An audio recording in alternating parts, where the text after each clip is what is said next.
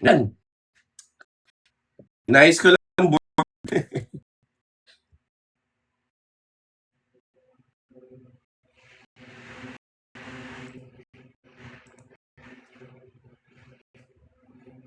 Yan po. Uy, size lang po natin yung board. Okay yung internet ko. Check nga po. Ayan. Ba't ang daming hadlang? Check nga po kung okay po yung internet or and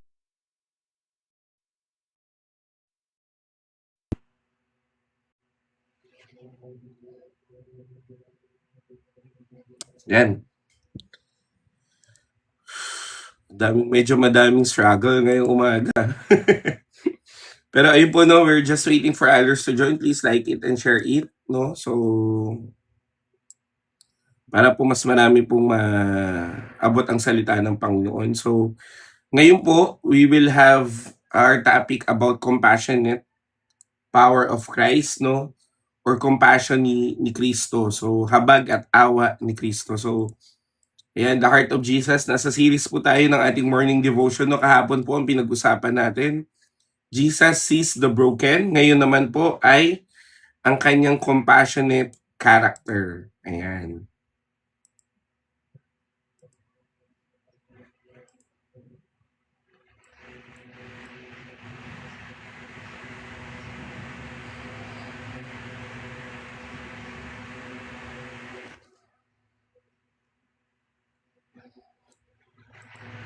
Uy, may sunog pala sa Santa Ana Taguig, no? We will pray for them. O aming Diyos na dakila at banal, we are praying po, Panginoon, sa aming mga kapatid na nasunugan po sa Taguig. I declare na sila po ay lingapin mo at tulungan mo, Panginoon. In Jesus' name, Amen. Amen. So may sunog po sa Taguig, no? Pasama natin sa prayer. So, ayun. Ayan, good morning po. Ayan, if you could like it, share it after like mga 5 minutes. Mag-i-start na rin tayo, no? So, the heart of Jesus, compassion, no? Compassion character po ng Panginoon. Matthew 9:36. Yun po yung ating key verse ngayon. Yan, na-upload ko na rin po yung mga recaps sa wakas. Hay, natapos din ang recap na yan. Ang haba ng downloading ko sa recap eh. Pero yan, again, no, please like it, share it para mas marami pong maabot ang salita ng Diyos. So, day 2 na po ng ating morning devotion. Sana marami pong umattend ulit ngayong umaga, no?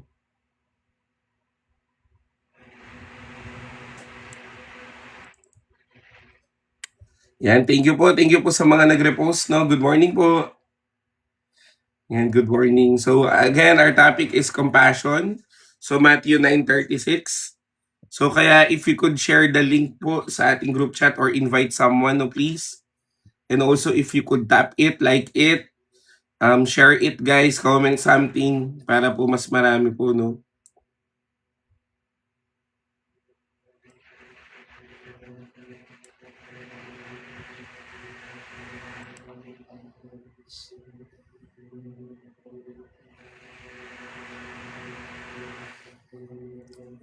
Actually, maganda po yung topic ngayon. So, mas sobrang ganda nito kasi maiintindihan mo, kapatid, kung paano ka nakikita ng Diyos. Amen. So, kaya please, no, makibahagi po kayo. Sobrang ganda ng topic na to. Actually, this topic is one of my favorite kasi ito yung character ng Diyos eh. Nature. Pag sinabing nature, ito siya. Ito yung ginagawa niya. Ito yung mga bagay na mga ginagawa niya, no?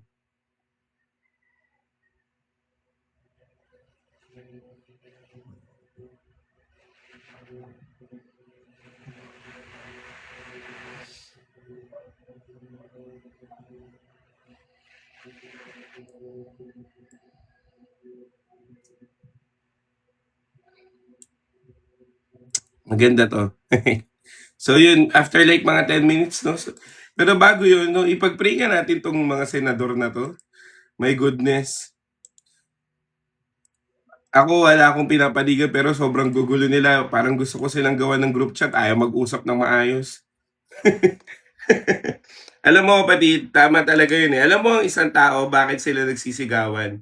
Kasi malayo yung puso nila. Meron silang mga pinaglalaban na hindi naman nakakaganda sa bansa, 'di ba? So, kailangan natin i-pray itong gobyerno natin, 'no?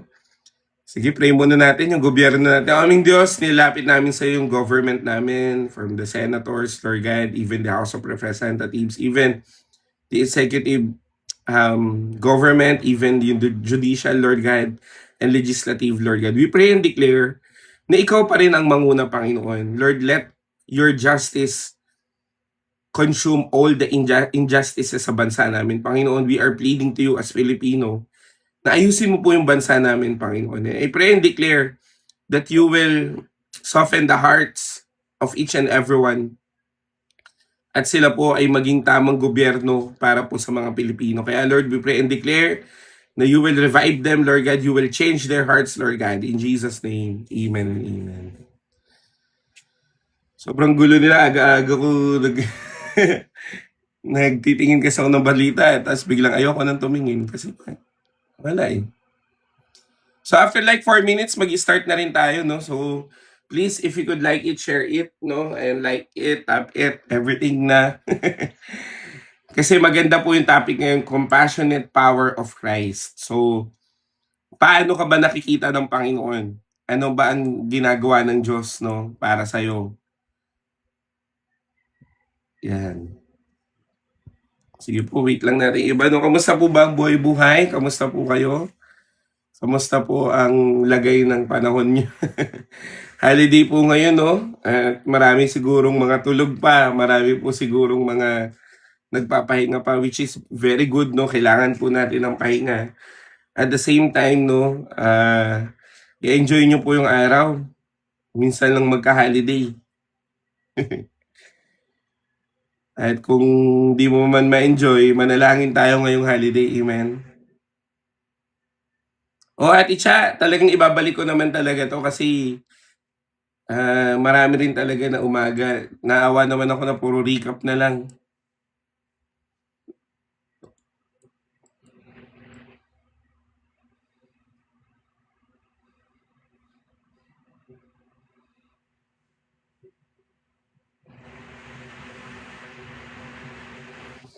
Ayan, pero bago po yan, manalangin na muna tayo dito manalangin na muna tayo for our devotion. Aming Diyos, na dakila at banal, nilalapit po namin sa iyo yung morning devotion namin. At pinagkakatiwala namin to sa iyo at gusto namin malaman yung compassionate power mo, Panginoon. Kaya Lord, I pray and declare that your love, peace, anointing will be upon with us. Yung heart na nagmumula sa iyo, Panginoon, I declare na samahan niyo po kami araw-araw ng buhay namin. Kaya Lord, sa iyo lang namin pinagkakatiwala ang umagang ito. Lumalim kami sa iyong salita at lalong-lalo na ma-impart sa amin yung compassionate heart mo. In Jesus' name, amen and amen. Hallelujah! Ayan po. So tayo po ngayon ay nasa series po ng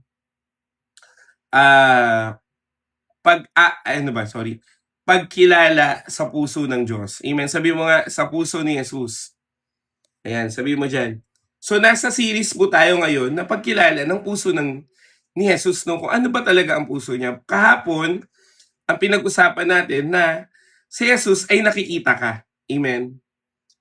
Ngayon naman, ang pag-uusapan natin, ang kanyang compassionate heart. So, basahin natin, no, Matthew chapter 9, verse 36. Sige po, buklatin niyo po yung Bible niyo. Babasahin ko sa Tagalog, pero kung may English kayo, maganda rin yung English. Pero Tagalog muna. Matthew chapter 9, verse 36. Sabi po dito, nang makita niya ang napakaraming tao, nahabag siya sa kanila sapagkat sila'y litong-lito at hindi alam ang gagawin, parang mga tupang walang pastol. Kapatid, tingnan mo ha. Nang makita niya ang napakaraming tao, ano nangyari? Nahabag siya. Sa English, sabi dito, but when he saw the multitude, he was moved with compassion for them because they were weary and scattered. Tingnan mo sa English, maganda din. He saw the multitudes, he was moved with compassion for them. Dahil weary at scattered sila. Para daw mga tupa na walang shepherd. Kapatid, tignan mo kung paano ka nakikita ng Diyos. Alam ng Diyos na napapagod ka na. Alam ng Diyos na scattered yung thoughts mo. Alam ng Diyos na walang nag-guide sa'yo. Kaya nga, lumalapit siya sa'yo ngayon. Amen po ba? Amen. At napakahalaga nitong bagay na ito, na maintindihan mo na 'pag nakita ka ng Diyos, nahahabag siya sa sitwasyon mo. Alam ni Lord 'yan. Minsan kasi iniisip mo, ano kaya ang puso ng Panginoon 'pag nakikita niya ako? At mostly kapatid 'yan, sige po, sa mga kapatid ko na nandiyan sa comment section, alam niyo 'yan, mostly ang tingin mo, magagalitin ang Diyos, tama ba? Hala, ganito, di na ata ako kakausapin ng Panginoon, di na ata niya ako kakatagpuin kasi galit siya sa akin, et cetera, et cetera. 'Di ba? Akala natin na ang Panginoon ay lagi na lang galit. Hindi po, no? Alam mo, ang Panginoon just, makatuwiran, tuwid. Pero siya din ay mahabagin. Lagi siyang pupunta doon sa mercy. Kaya nga sabi ng Psalms 51 He is not rejecting a contrite heart. Ibig sabihin, kahit ano pa man din ang pinagdaanan mo o pagkakamali mo sa buhay, kung lalapit ka sa Panginoon, kung ng totoo at bukal sa puso mo, kapatid, hindi ka tatanggihan ng Diyos. Bakit? Dahil siya ay compassionate God. Sabi mo nga dyan, compassionate God. Amen?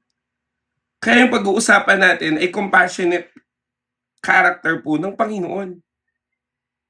At gusto ko pong maintindihan nyo ngayong umaga na ang Diyos po ay mahabagin.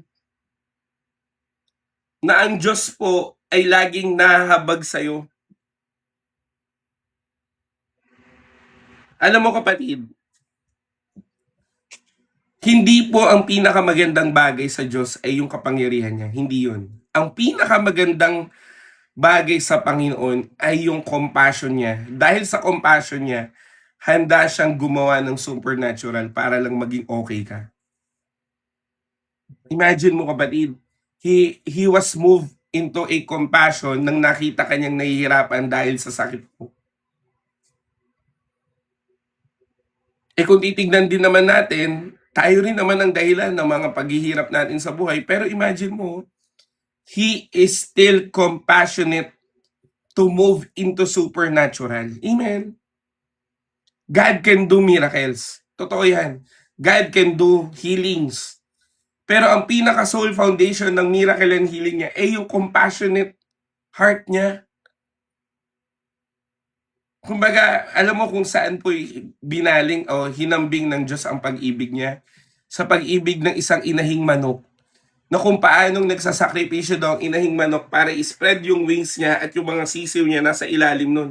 Imagine mo kapatid, kahit maulanan ang isang nanay na inahing manok, wag lang mabasa yung mga anak niya, gagawin niya. Ganun po ang ginawa ng Diyos sa'yo. Kaya nga kapatid, hindi siya nag-atubiling ibigay ang kanyang bugtong na anak na si Jesus para lang sa ikaliligtas mo. At the same time, hindi po nag-alinlangan si Kristo Jesus na mamatay sa krus ng Kalbaryo para sa'yo dahil pa rin yun sa compassionate power niya. Amen? Ibig sabihin, kapatid, pag nakita ka ng Diyos, hindi niya nakikita yung mga pagkakamali mo, kundi nakikita niya isa kang tupa na para bang ligaw na walang pastol.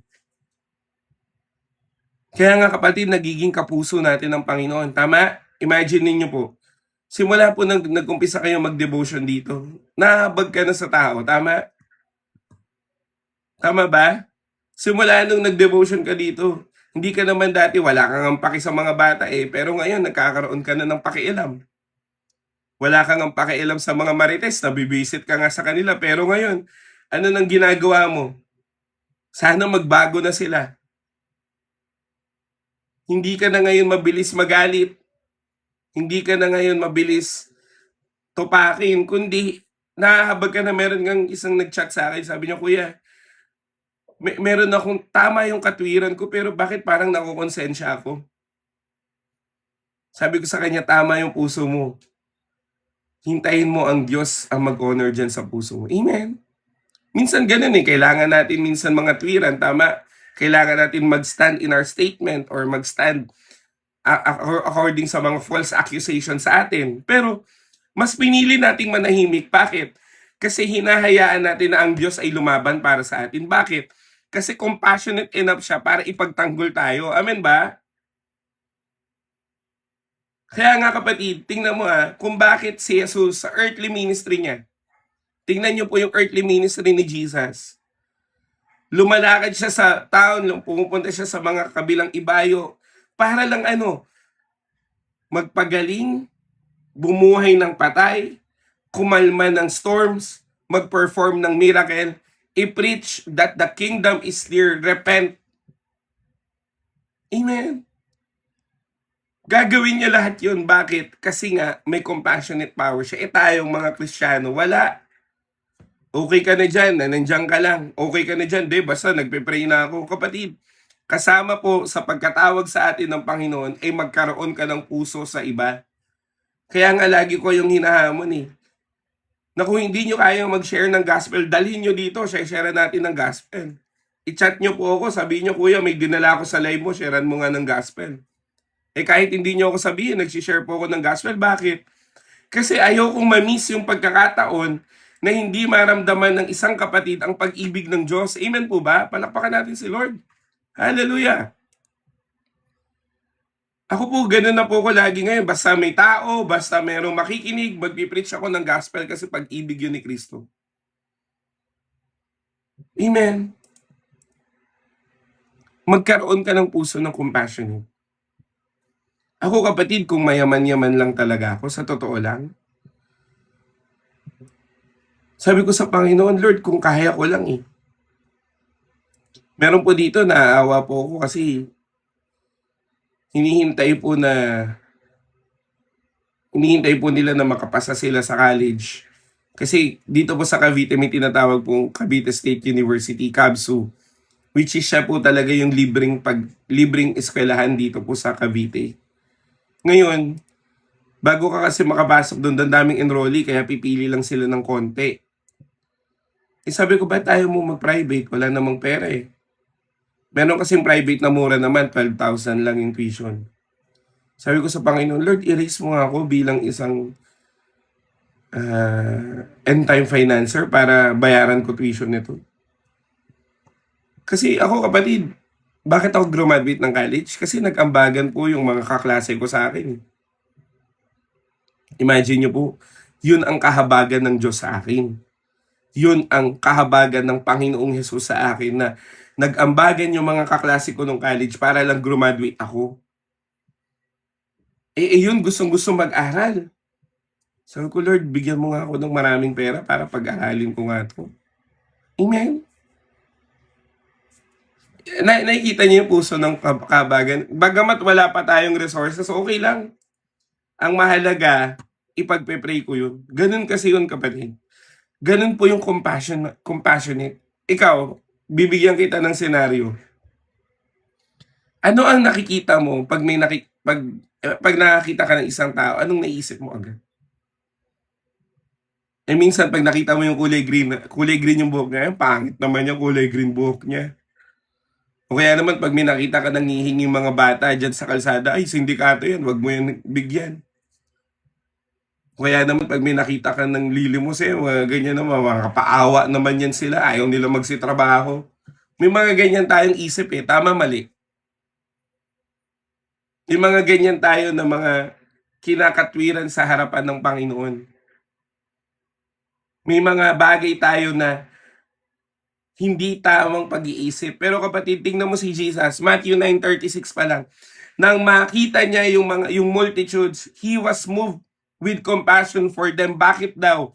Dahil sila ay mga pagod at scattered. Para bang mga tupa na walang pastol. Kapatid, ganon ang puso ng Diyos. Amen po ba? Amen. Kaya kapatid, dalangin ko sa'yo, makita mo na si Jesus nahabag sa'yo. Amen ba? Si Jesus nahabag sa'yo. Kaya ka narito ngayon, kaya ka merong biyaya. Bakit nakakapakinig ka ngayon? Bakit nakatulog ka ng maayos dahil may kahabagan sa'yo ang Panginoon. Alam mo kapatid, sobrang laking tulong sa akin yun. Alam niyo po, para po sa kaalaman ng iba, no?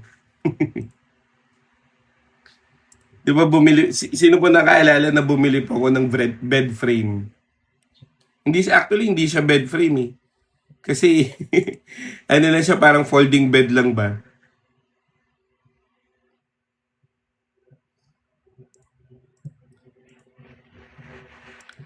Ngayon kapatid, sabi ko, di natutulog ako kanina, bumagsak. Bumagsak kasi parang hindi madulas yung flooring ko. Sabi ko, Lord, sayang naman tong binili ko, sabi ko sa Panginoon. Alam mo, instead na mainis ako, magalit ako dun sa pinagbilan ko dito sa TikTok. Alam mo anong sabi sa akin ng Panginoon? Paayos mo na lang. Tapos ibigay mo dun sa walang mahigaan. Tingnan mo kapatid kung paano ako binago ng compassionate power ng Panginoon. Naiintindihan ko na kung bakit nangyayari ang mga bagay-bagay sa buhay ko. Amen. Naiintindihan ko na ngayon, most of the time, no? Hindi naman lahat, pero most of the time na rather than na kasi minsan tayo pag imagine maaga pa yun kapatid, alas 3 ng madaling araw, bigla na lang bumagsak yung kamo. Sabi ko, ay, yung sira. Sabi ko, Lord, ba't naman nasira? Tanong ko na tanong sa Panginoon. Ganun kasi ako eh. Lord, bakit ganun? Bakit ganun? Pero yun ang sabi kaysa itapon mo, ayusin natin at ibigay natin doon sa walang kama. Amen. Kaya kapatid, naniniwala ko na intindihan niyo po yung sinasabi ko. Amen ba? Na ang Diyos, siya po ang Diyos na merong compassionate heart towards you. Kaya wag mo sanang makita yung sarili mong walang nagmamahal. Wag mo sanang makita yung sarili mo na lagi na lang ikaw yung kawawa at pinagtitripan. May nalungkot nga ako doon sa sinabi na narinig ko eh. Sabi niya, hindi na ako mahal ng Panginoon. Kapatid, straight from the Word of God at truth about your life. Kaya ka nabubuhay ngayon dahil mahal ka ng Diyos. Amen. Kaya ka nagsusurvive dahil mahal ka ng Diyos. At kung kunin man ng Diyos ang buhay mo, kapatid, isa yung ganap na pag-ibig din sa'yo ng Panginoon. Bakit? Kapiling mo na siya eh. Kaya nga habang nandito pa tayo sa lupa, kapatid, i-cherish lang natin yung pag-ibig ng Diyos. Ang hirap na nga ng buhay, nagreklamo ka pa. Tama, mali. Nakakapagod na nga yung buhay, nagreklamo ka pa. Oo kapatid, lagi ako paghiga ako, pagkatapos kahapon kapatid, sobrang pagod ko talaga. Ang init sa umaga, nag-minister pa, tapos diba nag-live pa tayo, devotion pa tayo sa radyo. Tapos pumunta ako ng church, sobrang init, naglilinis doon. Tapos bumalik ako, nakiramay po ako. Paghiga ako kagabi, sabi ko, Lord, salamat kasi na-survive ko yung araw. At the same time, binigyan mo ko ng kapahingahan ngayon. Kasi kapatid, ang susi sa buhay, makita mo pag-ibig ng Diyos sa lahat ng pagkakataon. Pwede mong sabihin sa akin, Kuya, wala namang magandang nangyayari sa akin. Kuya, puro na lang kamalasan. Gamitin na natin yung term na gano'n ha. Puro na lang ganito, ganyan ang nangyayari sa akin. Kapatid, hindi mo kasi nakikita yung ginagawa ng Diyos. At hindi mo pilit makita. Tingnan mo ha, kahapon kapatid, bumili ako ng, anong tawag dito? Yung pamangkin ko kasi, gustong-gusto ko yun. Kaya nga gusto ng Diyos yung mga, yung mga baby ba? Yung mga bata, binigyan lang po siya ng baso, toothbrush. Yun lang ha. Yung maliit na baso, tagwa 100 lang yun eh. Alam mo ba, para ba siyang sabi niya, Uy, tignan mo, meron akong toothbrush, meron akong baso. Yung thankful ba? At habang tinitignan ko siya, sabi ko sa Panginoon, Panginoon, ito yung puso na gusto mo. Hawak-hawak niya kapatid, magdamag niyang hawak, magdamag niyang tinitignan, magdamag niyang ina-appreciate. Minsan yung iba, ay bakit ito lang yung dumating? Eh bakit ito lang yung sinagot ni Lord? Eh bakit ganito kapatid? Hindi mo nakikita na may ginagawa ang Diyos? Hindi mo nakikita na kung bakit ka nagsusurvive ngayon dahil pa rin yan sa kahabagan ng Panginoon? Hindi man sobra-sobra kapatid, pero sapat na sapat. Amen. Kasi kapatid, kung titignan natin, no, ako lagi ko pong sinasabi sa inyo, nandito po kami sa poor community. Ito pong likod namin, ito na po yung poor community, kapatid. Kung pupunta kayo doon, lahat nagso-survive, lahat ng diskarte meron. Bakit? Kasi wala naman silang access sa mga bagay-bagay. Imagine nyo kapatid, kahit pancake, ibebenta na. Ice candy, ibebenta kahit ang tubo, 3 piso lang. Para lang mag-survive. Kahit kamo yung, alam niyo yung mineral water, di ba? Ang bentahan ngayon, 30 na, di ba? Ibebenta nila ng 35. 5 piso lang. Para lang mag-survive. Meron nga isa dito, sabi niya, kahit 100 lang ho, kita ko, pangkain lang. Imagine mo. Tapos ikaw ganyan-ganyan. Pag ganyan ka pa. Tapos, ayaw mong, anong ibig sabihin? Parang ayaw mo pang magpasalamat dahil meron kang nakuhang biyaya sa Diyos. Amen po ba? Anong ibig ko sabihin? May dumi ba mata? Anong ibig ko sabihin kapatid? Ang sinasabi ko po, maging mapagpasalamat ka sa Diyos kasi pinaparanas ng Diyos sa iyo yung kahabagan niya. Ganun din dito sa mga mahihirap kapatid. Nakikita ko na ang mga kapatid natin dito na talagang nagtsatsaga sa buhay at umaasa sa Panginoon ay talagang kinakahabagan ng Diyos. Nakita ko eh. Imagine mo kapatid, kung sino pa yung mga mahihirap. Wait lang, ibablock ko na nga itong isang to. Tagal na ito lagi ng gugulo eh.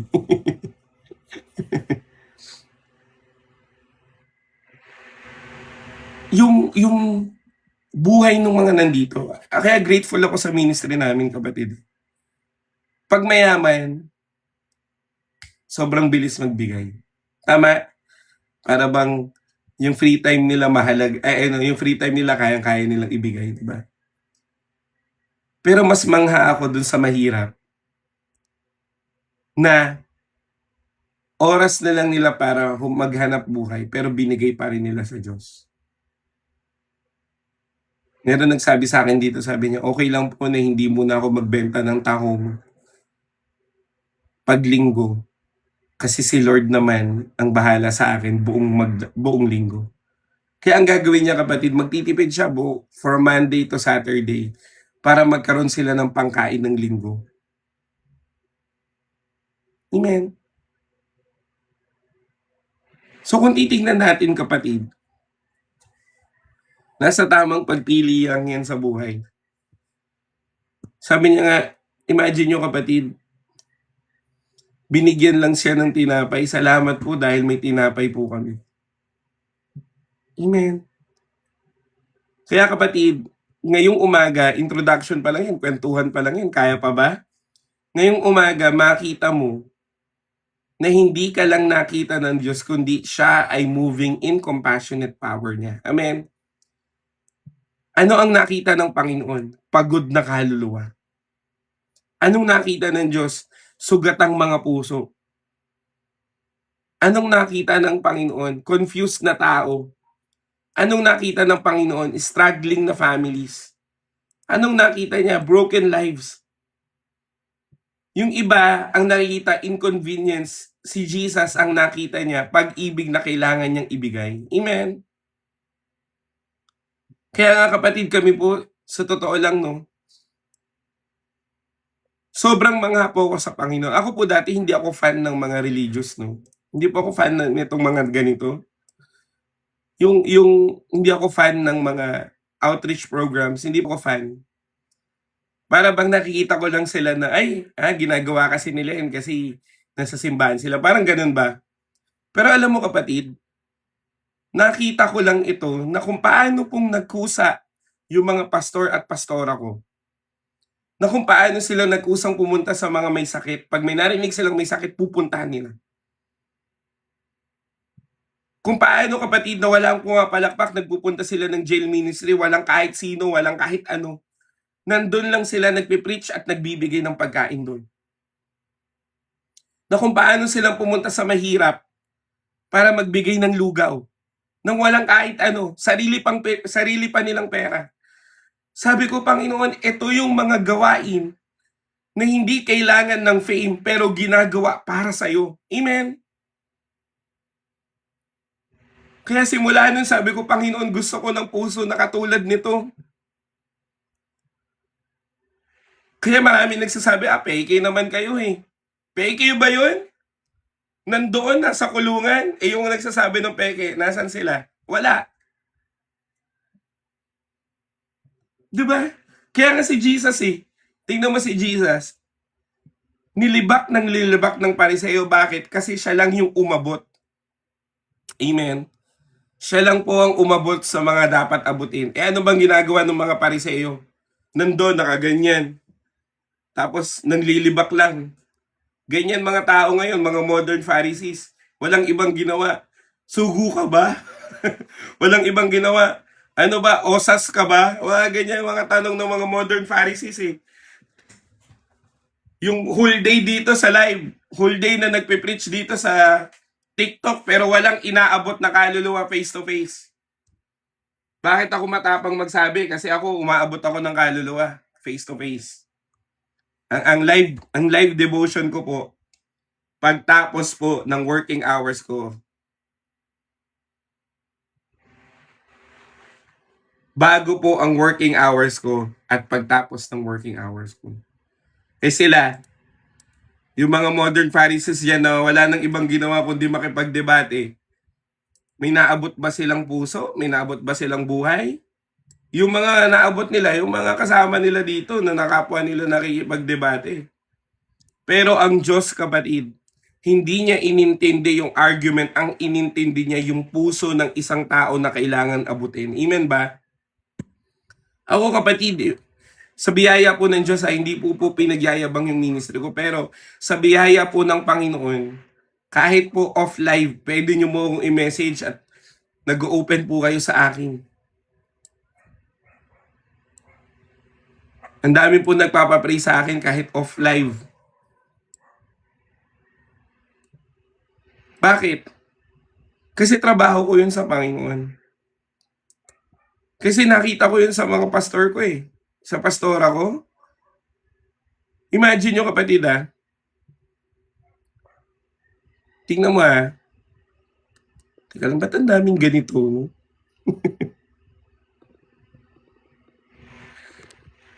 Nakita ko to eh. Yung pastora ko po, nagulat ako, pupunta siya sa church. 12 ipagpe-pray niya.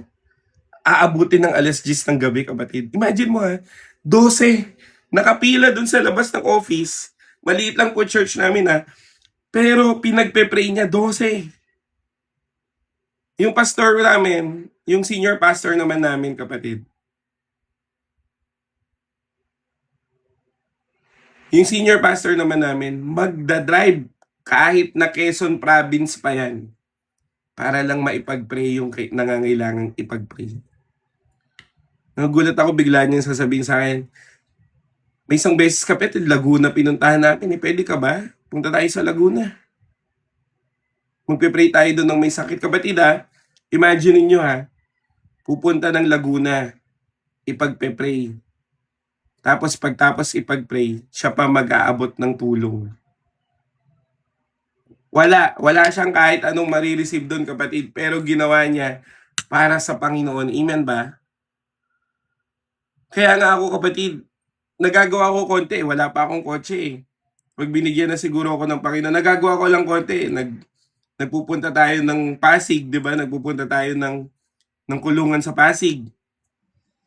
May dinalaw tayo sa Rizal. Hanggang ganun pa lang kasi nga wala pa naman akong talagang service eh. Commute kapatid, sobrang ubos sa oras na talaga. Pero sabi ko sa Panginoon, ang mahalaga, nagagawa ako kahit paunti-unti.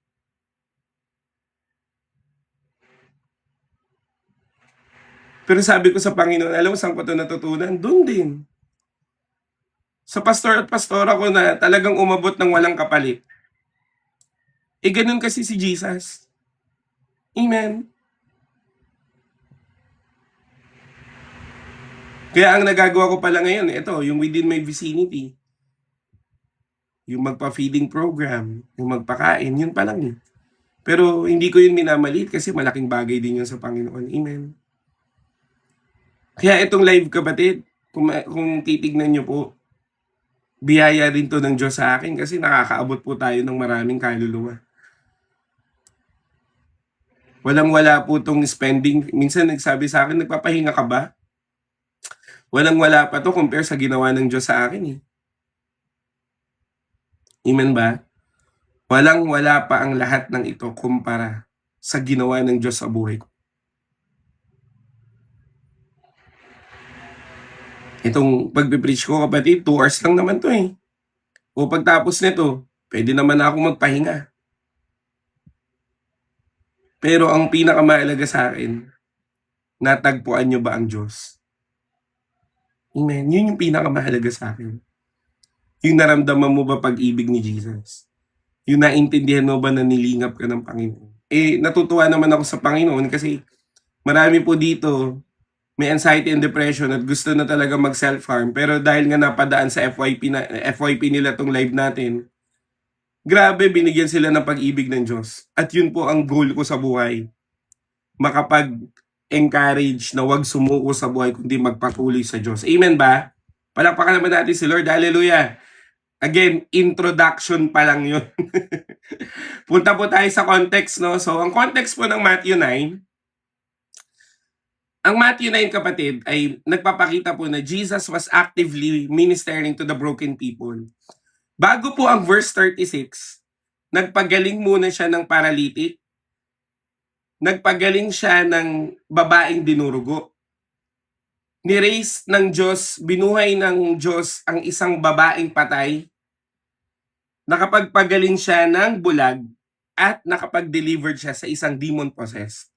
So kung titignan natin yung konteksto ng Matthew 9, ito talaga yung compassionate and signs and wonders ng Panginoon. Amen? Dahil kapatid, si Jesus ay laging kumikilos sa mga tao na nahihirapan. Ngayon, pagdating po ng verse 35, sabi po ng verse 35, basahin po natin yung verse 35. Sige po, buklatin niyo po. Matthew chapter 9, verse 35. Nilibot ni Jesus ang lahat ng mga bayan at nayon, nagtuturo siya sa kanilang mga sinagoga at ipinapangaral ang magandang balita tungkol sa paghahari ng Diyos. Pinagaling din niya ang lahat ng uri ng sakit at karamdaman. Tingnan nyo ang Panginoong Jesus, bago tong verse 9, ay bago yung verse 36, nagpapagaling na siya. Amen. Nagmi-minister na siya sa mga tao, nagpapagaling na siya ng may sakit. Para mas maintindihan mo, ang Panginoong Jesus ay hindi lumalayo pag nahihirapan ka. Amen. Ang Panginoong Jesus ay mas lumalapit sa iyo pag nahihirapan ka. Kaya nga kapatid, kasinungalingan ng kaaway na ilagay sa isip mo na pag meron kang pagkakamali, huwag ka nang magsimba, huwag ka nang mag-church, huwag ka nang mag-prayer meeting, huwag ka nang mag-Bible study. Huwag ka nang mag-worship kasi puro ka na lang naman problema. Kapatid, mas maraming problema, mas maraming dahilan na dapat lumalapit ka sa Panginoon. Amen ba? Hallelujah!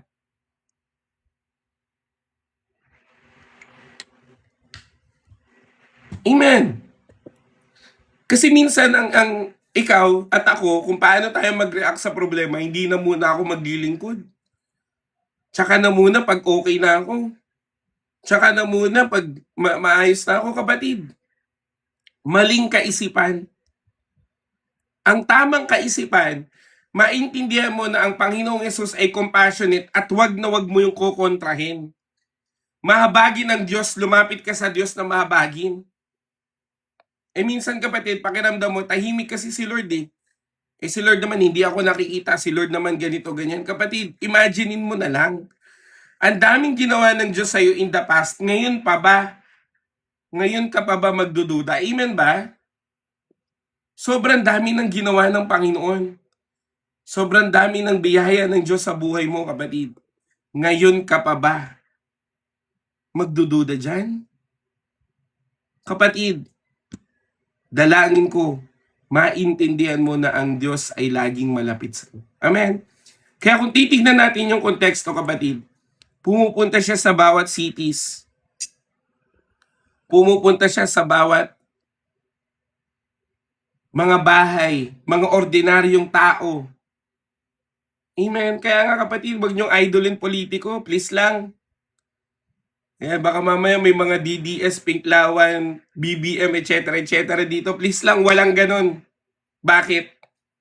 Yung mga idolo nyo bang politiko, pumunta ba yan sa mga mahihirap? Yung mga idolo nyo bang politiko, nag-ano ba yan? Nakikita nyo lang yan pag pag eleksyon. Tsaka lang yan pupunta sa mahirap pag eleksyon. Pero ngayon, nasan sila? Tingnan mo, nag-walk out. Yung isa naman, doon naman sila, nagde-debate sa loob. Yung House of Representatives, tingnan nyo kapatid ha, si Meow Meow, di ba nag-vlog siya, walang pumasok. Sa trabaho, no work, no pay sila, walang mga pasok. My goodness. Di ba kapatid? Kaya wag, please lang ha, ulitin ko po, wag nyo pong maging idol politiko. Please lang. Kay Jesus ka umasa. Amen. Ang tunay na pagbabago ng buhay o pagbabago ng Pilipino, hindi dahil sa gobyerno, kundi dahil pa rin sa Panginoong Hesus. Amen.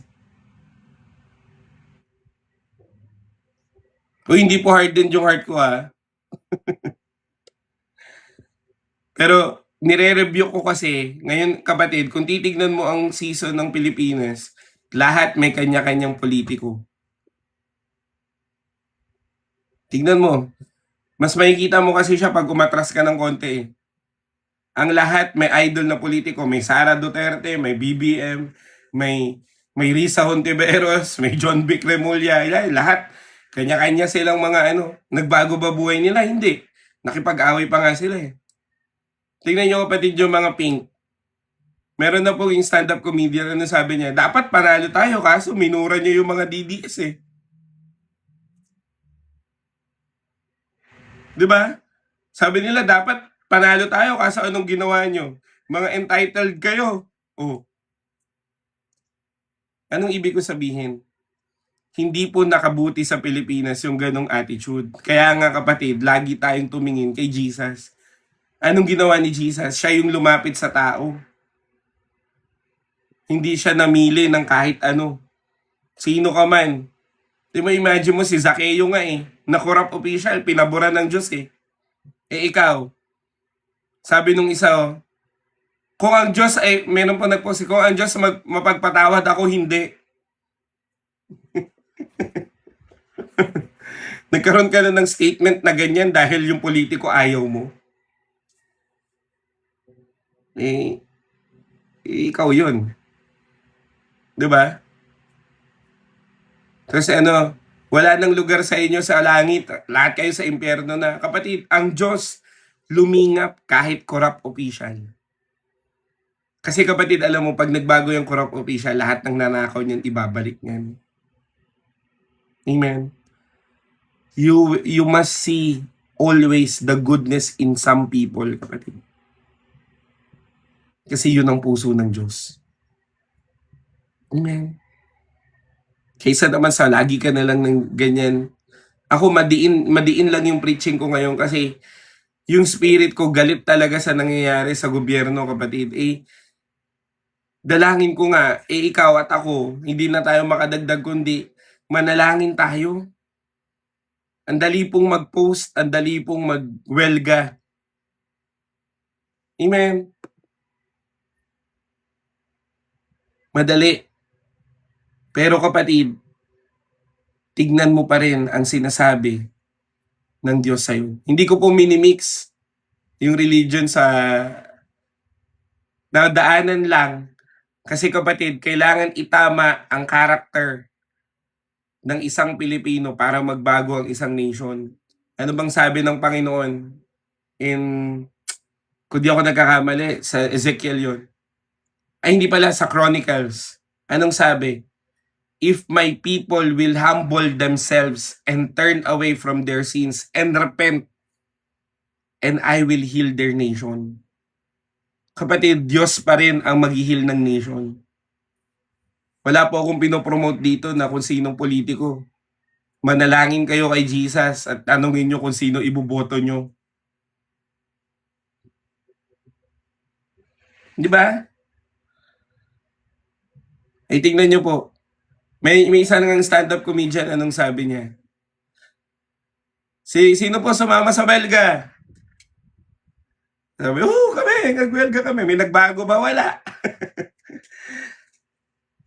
Pero sa panalangin, kapatid, may magbabago. Amen ba? Tingnan nyo po. There's power in prayer. September 2025, nagkaroon po kami ng prayer room. September 1 to 7. Kayo po, yung mga malapit po dito sa church, June 11, 12, 13, kapatid, I'm inviting you para makapunta po kayo dito sa church namin sa prayer room. Meron po kami dong prayer station about nation. At nakalagay po sa prayer request namin, expose corruption. September 1 to 7, nagpray kami. September 8 onwards, nalabas po yung flood control issue. Coincidence? No. Dininig ng Diyos panalangin namin. Prayer room, 24/7 Prayer Asia, September 1 to 7, 130 plus ang nag-commit ng magpe-pray ng 24/7 sa loob ng 7 araw. 24/7 nga eh. Around the clock prayer, kapatid. Walang tigil, walang humpay from September 1 to 7. Ano nangyari? Tingnan nyo. I-check nyo po yung record. Put it on the record. Kakanood mo yan ng Senate eh. Pero tingnan nyo po yung record. September 8 onwards, na-expose po yung flood control corruption. Ulitin ko, coincidence? Hindi. Ni-reveal ng Diyos kasi merong church na nalangin na nagpray. Amen. Kaya kapatid, hindi po minimix dito, kundi ine-educate ang isang mananampalataya na hindi po pakikibaka, hindi po violence, hindi po pakikipag-away sa iba, kundi pananalangin at pagpapakita pa rin ng compassionate heart ng Panginoon sa iba. Amen. Sila Jesus ba? Nag-gather ba sila tapos nagwelga sila kay Poncio Pilato? Hindi ah. 'Di ba? Ayan, tama Ben. Ano mang sinabi ni Lord? Ang kay Cesar ay kay Cesar, ang Diyos ay kay Diyos. Ay ang sa Diyos ay sa Diyos. Amen. So ibig sabihin kapatid, I'm just educating you. Amen. Eh kung nagpoliti ako dito, di sana sinabi ko na lang na in the TRO. Amen. Pero kung titingnan natin kapatid, Pilipino kasi ngayon, wala nang puso. Sa totoo lang. Wala nang puso ngayon. Tingnan nyo comment section ng GMA, ng ABS. May puso pa ba? Wala na. Wala na nga silang paki. Ang bilis na nga magsabi ng bobo ngayon eh. Di ba? Ang bilis na nga magmura ngayon ng tao eh.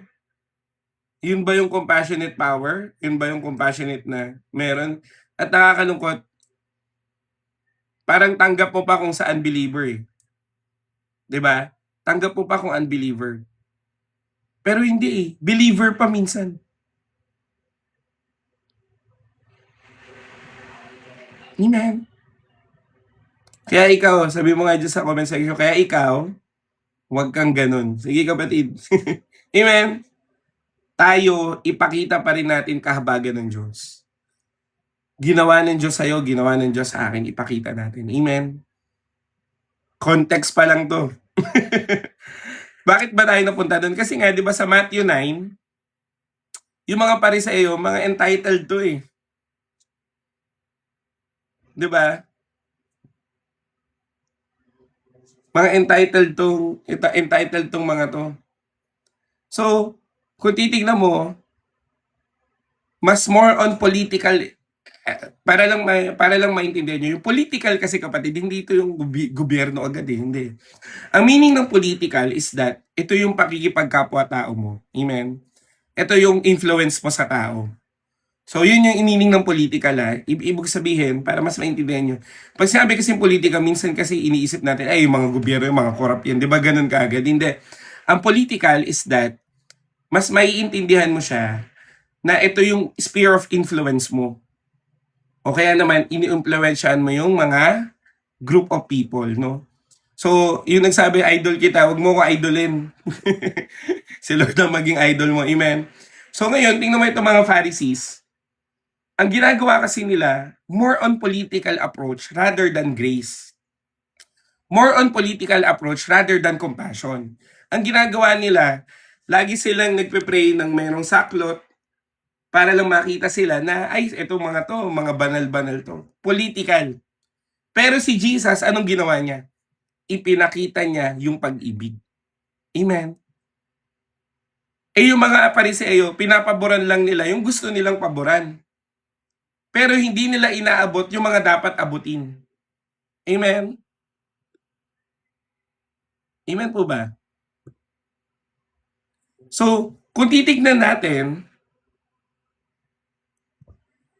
si Jesus, inaabot niya yung mga tao na hindi inaabot ng mga ito. Amen? Kung titignan niyo po yung earthly ministry ni Jesus, pag tinignan niyo po yun, ang earthly ministry niya, pumupunta siya doon sa mga isolated people. Ano yung mga isolated people? Yung mga dinurugo, yung mga may ketong, yung mga bulag, yung mga paralitiko, yung mga prostitute, yung mga left out, yun ang mga pinupuntahan niya. Amen? So, ibig sabihin kapatid, kung titignan natin, ang Diyos, He is moving always in His compassion. Amen? Lagi pong kumikilos ang Diyos dahil sa compassion niya sa tao. Amen? Kaya kapatid, dalangin ko sa'yo, wala pa tayo sa point number 1, eh, maintindihan mo to. Amen? First point na, Jesus sees what other miss. Sige nga po. Nakikita ni Jesus ang mga namimiss ng ibang tao. Pero, English na lang. Jesus sees what other miss. Yan. I-type mo nga dyan, kapatid, para yung mga nanggugulo dyan sa comment section. Di ko alam ba't ang dami yung account, ang dami ko ng minute, nandyan pa rin kayo.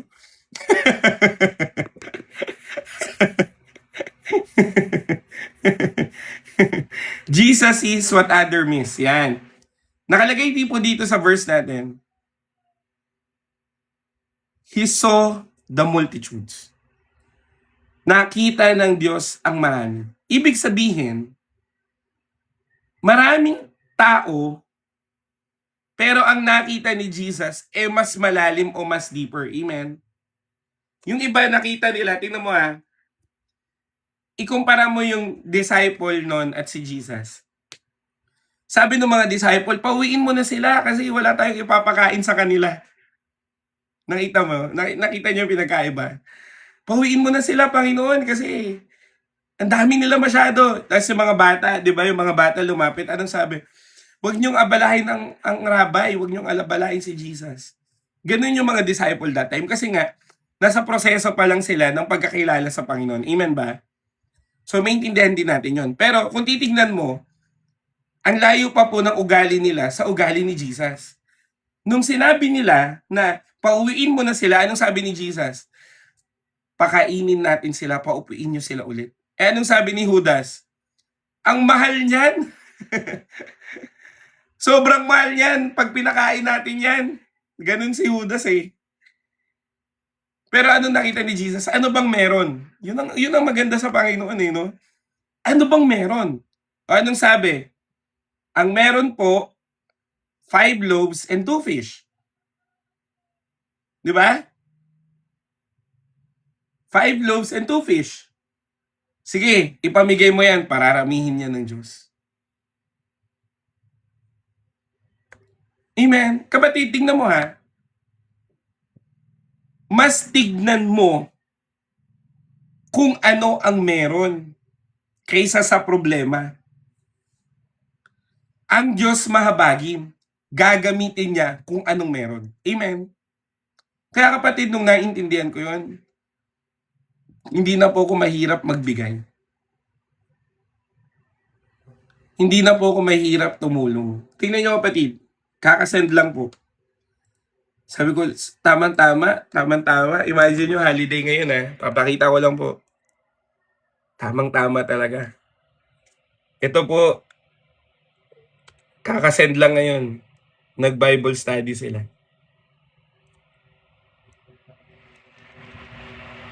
Ano pong sabi? Baka ma-restrict kasi ako eh. Tama-tama, sa kakasabi lang, kakatapos lang namin ni Tenazarin, pauwi pa lang po kami. Yan ang tamang ginagawa, kapatid. Umabot ng mahirap. Mga mahirap yun.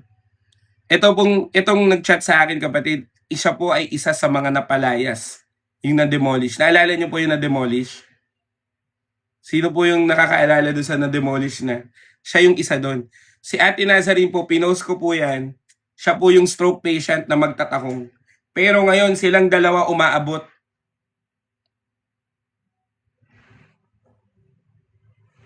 Amen. Holiday ngayon ha. Wala kaming sinabi, kapatid. Walang utos ngayon. Kusa nilang ginawa yan. Kasi Bible study nila. Amen. Pwede ba natin palakpakan ng Panginoon? Yun kasi yun eh. Hindi mo nakikita problema. Ang nakikita mo, dapat itong tulungan. Hindi mo nakikita yung kakulangan. Ang nakikita mo, sapat na ang Diyos. Kaya kapatid, please lang kayo po. Ako, marami na po ako nakita sa inyo na talaga nag-i-extend na ng tulong. Amen. Salamat po sa Panginoon. Kaya dalangin ko walang makapagbago ng puso nyo. Amen. Minsan kasi kapatid, marami talagang mga tao na itinatago nila yung nararamdaman nila o pinagdadaanan nila. Amen ba? Tama ba? Minsan kasi hindi natin alam eh. Para bang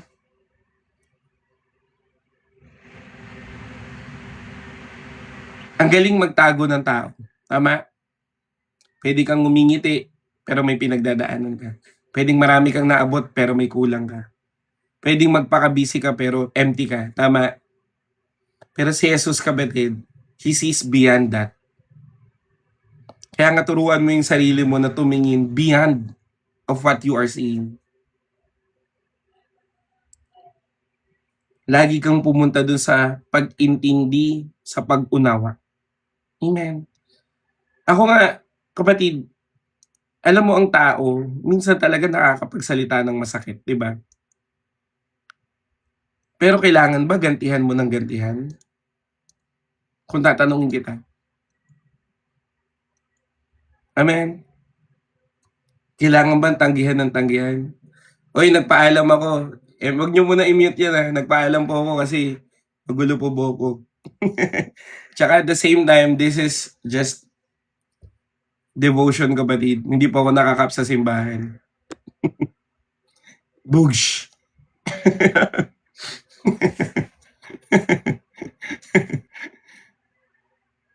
Diba? Tignan nyo, buti na lang may illustration tayo. Hindi pinakinggan ang sinabi, pero tinignan kung ano ang mali. Ganyan ang mga tao ngayon. Kapatid, huwag kayong ganyan. Amen.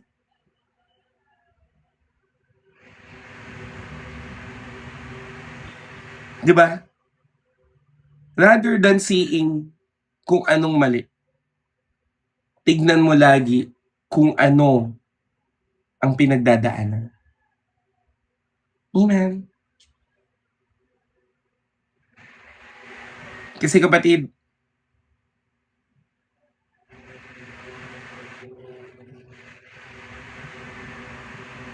mas maraming dapat intindihin kaysa sa mga feeling entitled.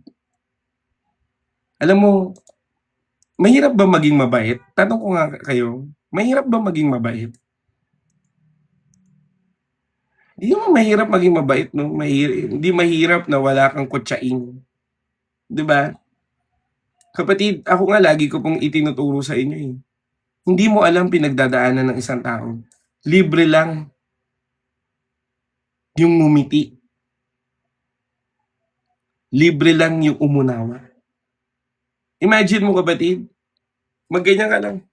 Alam mo kahapon kapatid, salamat sa Panginoon pinahalala ng Diyos. Wala po akong barya. Dito po kasi sa Imos, pag nag-tricycle ka, mga taga yung tricycle driver dito, mga taga eh. So, ang pera ko na lang po, 100.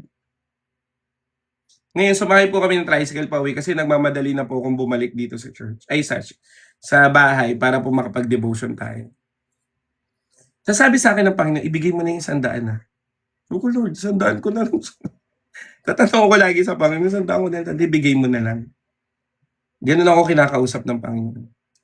Alam mo kapatid, inabot ko. Kuya, bayad po, 100. Tapos kukuha na siya sa sukli. Kuya, wag mo nang suklian sa'yo na yan kasi mahal gas eh. Alam mo yung reaction niya, ganyan. Sir, talaga ba, sir? Sabi ko, opo, sa inyo na po yan. God bless po ha. Tapos napatigil siya ng ganyan, no? Napatigil siya siguro mga 5 seconds. Tapos nilingon ko siya. Sabi ko, kuya, okay lang. Wag mo na akong suklian. Kapatid, dahil lang doon, naramdaman niya pag-ibig ng Diyos. Libre lang maging mabait. Libre lang magpakabuti. Kahit hindi ka biblical na tao, kahit hindi ka, iset aside natin yung Bible, ang pagiging mabuting tao mahalaga. Kung wala ka lang din namang magandang sasabihin, huwag ka nang magsalita kasi hindi ka nakakatulong sa iba. Amen. Sobrang simple lang na, kumusta ka ba? Ako kapatid, lahat ng mga kasalubong ko, hiningitian ko eh. Bakit ba kung hindi ako hiningitian pabalik? Okay lang yun. Kasi hindi mo alam pinagdadaanan ng ibang tao. Amen ba? Amen. Hindi mo alam kung anong pinagdadaanan niya. Hindi mo alam kung masaya ba yan sa bahay, baka lugmok na yan sa problema. Baka wala nang kumakausap dyan.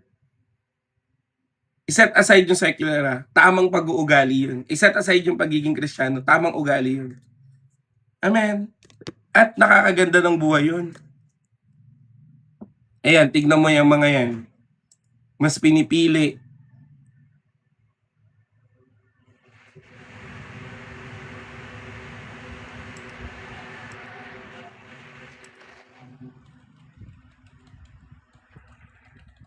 Wait lang pa.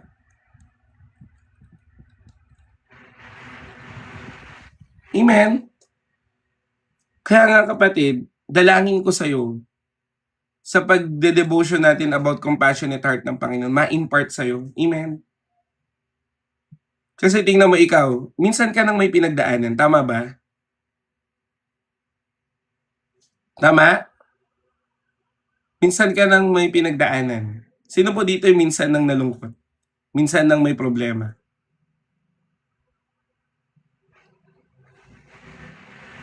Di ba? Natuwa ka ba nung tinaasan ka ng kilay? Hindi ka matutuwa doon. Matitrigger ka pa nga eh. Pero kapatid, kung ikaw ay may pinagdaanan at mayroong naging mabuti sa'yo, dalangin ko sana ikaw din ay maging mabuti sa iba. Amen. Kasi napakahalaga po niyan sa harapan ng Diyos. Hallelujah. Amen. Kaya kung paano pong nakita ni Jesus yung mga nami-miss ng iba, dalangin ko mas makita mo rin yun. Amen. Kaya ako kapatid, sa totoo lang, sobrang daling bardagulin ng mga tao dito sa TikTok. Sobrang dali kapatid na mag-rebat. Ako pa naman, sobrang favorite ko yung philosophy at debate dati. Pero kapatid, pinili ko kasing ingatan yung testimony ko. At the same time, ipakita pa rin pag-ibig ni Jesus. Ngayon, tingnan mo kapatid purihin ang Panginoon kung totoo. At dalangin ko totoo talaga. Yung mga nanlibak sa akin, yung mga nagsabi sa akin na itching ears preacher daw ako, yung mga nagsabi sa akin na for the diamonds and for the followers daw ako. Narinig ko mag-preach nung nakaraan, sabi niya, hindi tayo mga taong nanlilibak. Ganun siya, sabi niya, hindi tayo yung mga taong ganito, ganyan. Mas pupunta tayo sa unawa. Sabi ko, Lord, sana totoo na. Amen. Sana totoo. Sabi ko sa Panginoon, kung totoo yun, purihin ang Panginoon. Yung isang nagla-live, kilala ko. Yung host, kilala ko. Gusto ko sanang pumasok Kasi sabi ng Panginoon sa akin, hoy, hoy, hoy, hoy, hoy. Diba? Sana totoo. Amen. Sabi talaga ni Lord sa akin, hoy, hoy, hoy. Sabi ko, okay. Sige Lord, sana po totoo. Amen. Kasi gusto ko sana ipakita na yung totoo ba niya nag-apply sa sinabi niya sa akin. Pero pinigilan ako ng Panginoon. Amen. Ganun po ang pagdidil sa mga ganyang bagay. Amen. Tanungin mo si Lord. Amen. Yung nagla-live kasi kapatid, lagi yung nagko-comment dito, tapos lagi rin siya nagla-live. Sumampa ata sa live niya. Tapos sabi niya, tayo mga Kristiyano, ang dapat ang mga mapagkumbaba. Tayo dapat ay hindi nakikipag-away, hindi laging nakadepensa o naka-opensa. Sabi ko, sana totoo, Lord. Amen. Amen. Sabi ko, kung totoo yung purihin po si Lord. Buti pinigilan ako ni Lord.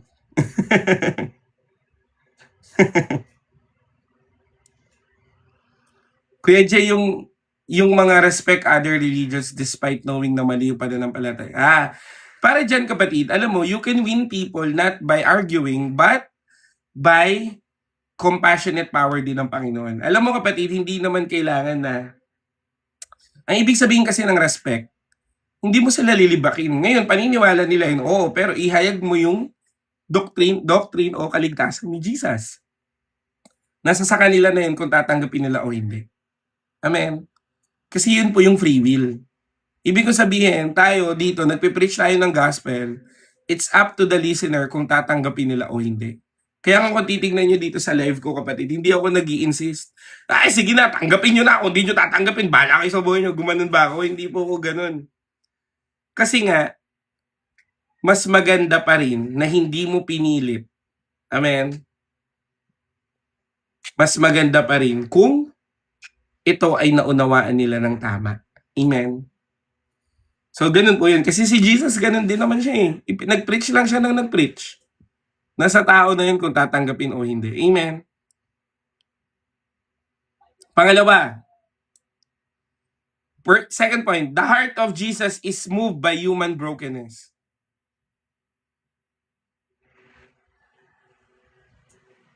The heart of Jesus is moved by human brokenness. So, titingnan natin kapatid, sabi po dun sa verse natin, He was moved with compassion. So kapatid, si Jesus was not emotionally called toward suffering. Kapatid, ang Panginoong Hesus po, hindi po siya cold pag may suffering. Pag binasa niyo po yung 4 gospel, si Jesus umiyak nung namatay si Lazaro. Si Jesus, hinawakan niya yung leper na walang humahawak. Si Jesus, winelcome niya yung mga bata. Si Jesus, nirestore niya yung mga failures. Si Jesus, nagpatawad ng mga kasalanan. Kasi kapatid, ang compassion, para po mas maintindihan nyo, ay hindi lang feeling awa. Sabi mo nga, hindi lang feeling awa. Pwede ka kasing maawa. Tama? Ay, nakakaawa naman siya. Anong ginawa mo nung naawa ka? Yun kasi yung tanong. Amen? Ang bilis, pwede natin mabilis tayong maawa. Sa totoo lang, tama ba? Uy, nakakaawa naman siya. Uy, tingnan mo to, nasagasaan, nakakaawa naman siya. O kaya naman, tingnan mo siya, na-scam siya, nakakaawa naman siya. Ang tanong, anong ginawa mo nung na-feel mo yung awa na yun? Yun yung compassion. Yung may ginawa ka. Amen? Kasi kapatid, ang biblical compassion ay may ginawa. At ang pag-ibig, sabi mo nga, pag-ibig. Ang pag-ibig kapatid ay gawa, hindi salita. Tama, mali. Ang dami na nagsabi sa'yo ng I love you pero nang iwan pa din. Aroy. Marami nang nangako sa'yo na hindi ka iiwan pero iniwan ka pa rin. Aray mo! Aray ko talaga. Bakit naman umabot dito, Kuya Jerome? Tama naman. Ang pag-ibig, mabilis sabihin yan, I love you. Diba? Ang pag-ibig, ang bilis sabihin niya na, mahal kita, hindi kita iiwan. Ang tanong, pinatunayan niya ba? Kapatid, ang pag-ibig po ay action. Amen. Kaya ngayong compassion, it is love and action. Amen. Si Jesus, hindi lang siya nahabag. Si Jesus, kapatid, ay kumilos. Amen. Kumilos po ang Panginoon. So, ibig sabihin, kapatid, kung talagang ikaw ay may compassionate heart, kikilos ka. Again, meron dito mga nami-misconception na naman eh. Hindi lang po sa pera ang nagpapakita ng compassion. Sa pakikinig, sa pagiging andyan mo despite of everything, sa pag-unawa, sa pananahimik na hindi pagpatol, sa time, sa effort. Laking bagay na yun. Sa pananalangin, sa pag-share ng Word of God. Ako naniniwala ako simula po nung uma-attend kayo sa akin, marami na pong mga tao na naghihingi ng payo sa inyo. Tama, mali? Kasi kapatid, yung bunga kay Kristo, hindi mo yun matatago eh. Kahit ba silent listener ka dito, kapatid, naniniwala ako na nakikita ng iba na nagbabago ka na ng buhay. Tama? Kaya anong nangyayari ngayon? Marami nang lumalapit sa'yo kasi nakikita na nila si Kristo sa'yo. Ngayon, anong gagawin mo doon? Kumilos ka. Kasi tama yung golden rule eh, di ba? Ano ba yung golden rule? Gawin mo, ay wag mong gawin sa tao ang mga bagay na ayaw mong gawin sa'yo. Tama? Yun yung golden rule, di ba? I-vice versa mo yung golden rule. Gawin mo sa tao ang mga gusto mong gawin sa'yo. Amen? O kung gusto mo palang ipanalangin ka, di mag-pray ka sa iba.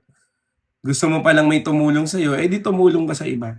Gusto mo palang may makinig sa'yo, di makinig ka sa iba. Amen? Gusto mo pala na gusto mo palang makinig ng salita ng Diyos, di iparinig mo rin sa iba. Sobrang simple lang mabuhay, no? Yung iba kasi pinapakomplikado pa eh. Ang simple-simple lang. Gumising ka, manalangin ka sa Panginoon, gawin mo yung utos ng Diyos, disiplinahin mo sarili mo, magtrabaho ka, umuwi ka, matulog ka, tapos. Nagawa mo ba kalooban ng Panginoon? Oo. Bakit? Sinunod mo si Lord. Sobrang simple lang, pinapakomplikado lang kasi ang dami nating gusto na hindi naman gusto ng Panginoon para sa atin. Ang Panginoon, kapatid, He is not just feeling pity.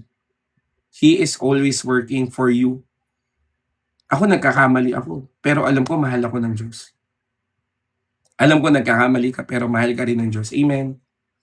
Kaya kapatid, sinasabi po ng Panginoon sa iyo ngayong umaga na Kung broken ka, kikilos si Lord. Ngayon, pag naging okay ka na, kumilos ka naman para sa iba.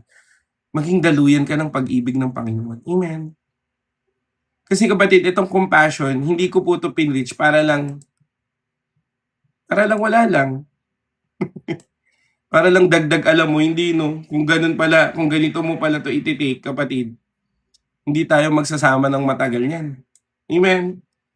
I-take mo ito na kung paano po na ginawa ng Diyos, gawin mo rin sa iba. Amen.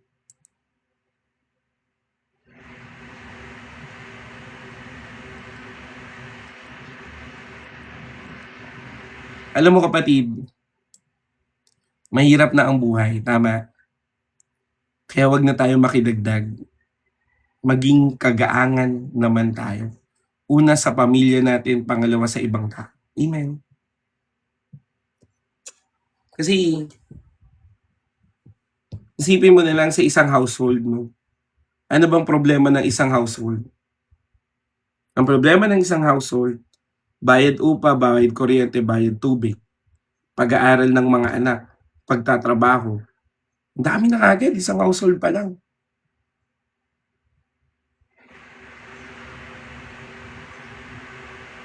Tapos, masama pa ugali mo.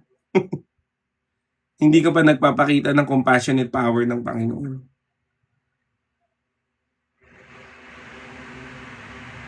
Kapatid, lagi mong tandaan, ang Diyos nahahabag sa'yo. Amen? At yung mga nanggugulo, i-mute na lang yan. Amen? At ang Diyos ay merciful. Si Lord, mahabagin at kinahabagan ka para magkaroon ka rin ng kahabagan sa iba. Amen. Kaya nga gustong-gusto ko yung kanta na be the hands and feet of Jesus. Maging kamay at paa ka ng Panginoon. Amen. Kasi kapatid, ang tao, third point tayo, no? People without God are like sheep without a shepherd. Ang taong walang Diyos ay parang tupa na walang shepherd. Para mas maintindihan natin, bakit laging kino-compare o ini-illustrate na tupa ang isang mananampalataya? Natanong nyo na ba yun? Bakit laging tupa?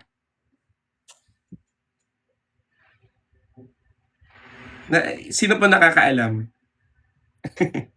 Bakit laging tupa?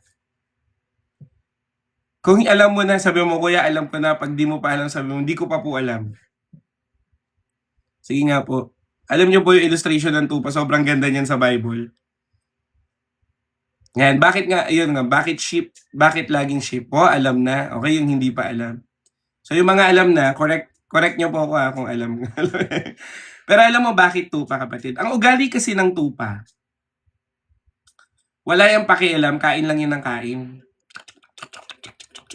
Kain lang siya ng kain, wala yung pakialam. Kahit na mahuhulog na siya sa bangin, kain pa rin niya ng kain. Wala yung pakialam kung wala siyang kakayahan mag-shed ng wool niya. Wala yung kakayahan na mag-decide ng tama at mali.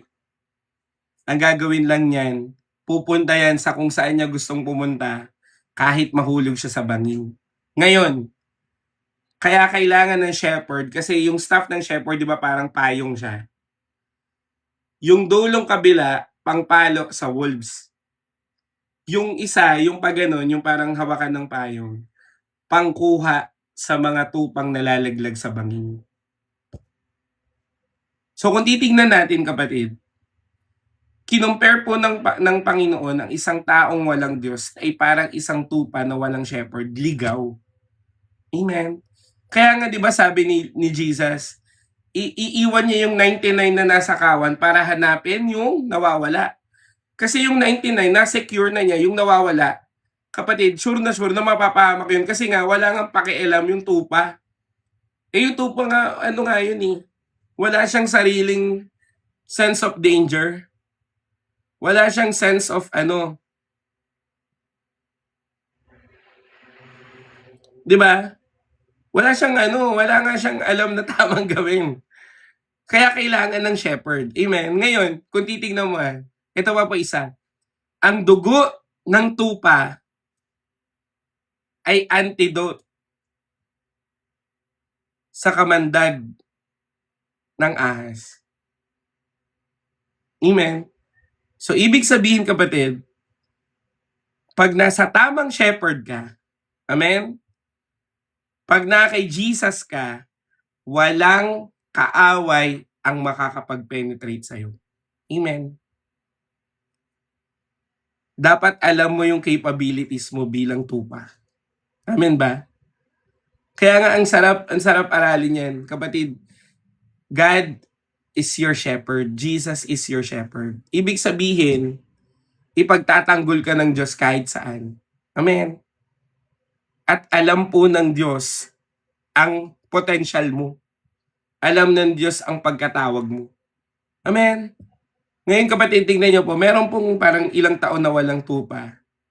Lumaki po ng lumaki yung wool niya hanggang sa nabigatan siya. Wala kasi nag-aalaga. Amen. Ngayon pag may nag-aalaga, merong trimming na ginagawa. Tinitrim. Nung na-trim, gumaang buhay. Amen.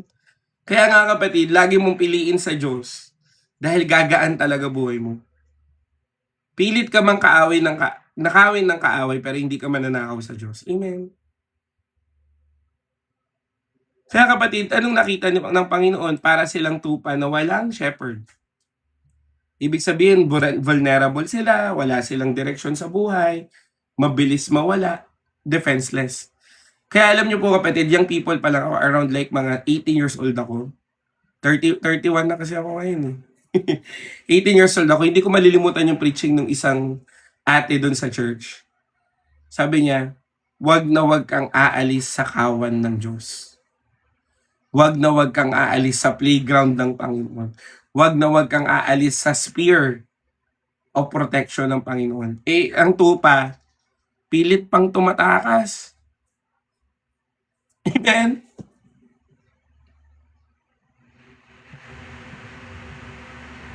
Kaya kapatid, dalangin ko sa'yo, makita mo ang kapayapaan sa Panginoon. Amen? Kasi kapatid, ang tao, hahanap yan ng success, hahanap ng relasyon. Sige nga, aminin nyo sa akin, may failure sa trabaho kaya naghanap sa Diyos, di ba? May failure sa relationship kaya naghanap sa Diyos. Maraming utang kaya naghanap sa Diyos. Di ba? Kasi nga, mali yung seeking.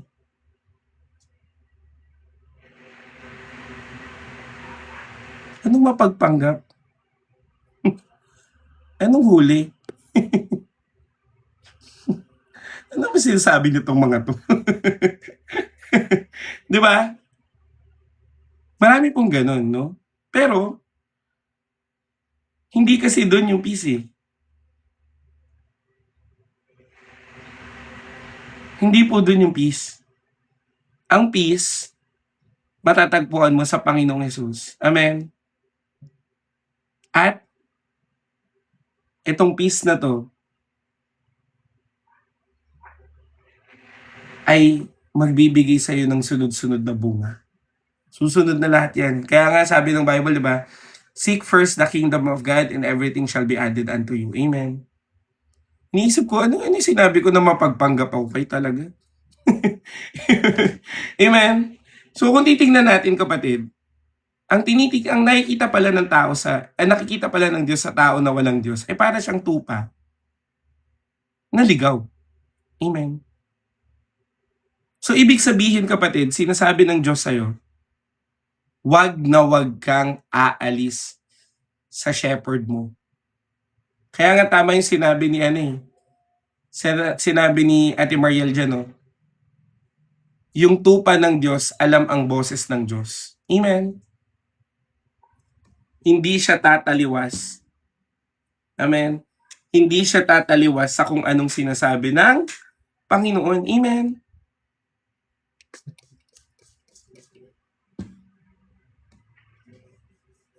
Ay, yung key verse sa Matthew 9:36. Pwede natin pala pag-usapan yun yung about sa tupa. Pwede po, next time. Napadaan lang ngayon yan. Amen. Kapatid, lagi mong tandaan, no, apart from God, you can do nothing. Ibig sabihin, wala kang magagawa pag hiwalay ka sa Diyos. Kaya lagi nating gagawin, kapatid, ay lumapit ng lumapit sa Panginoon. Amen ba?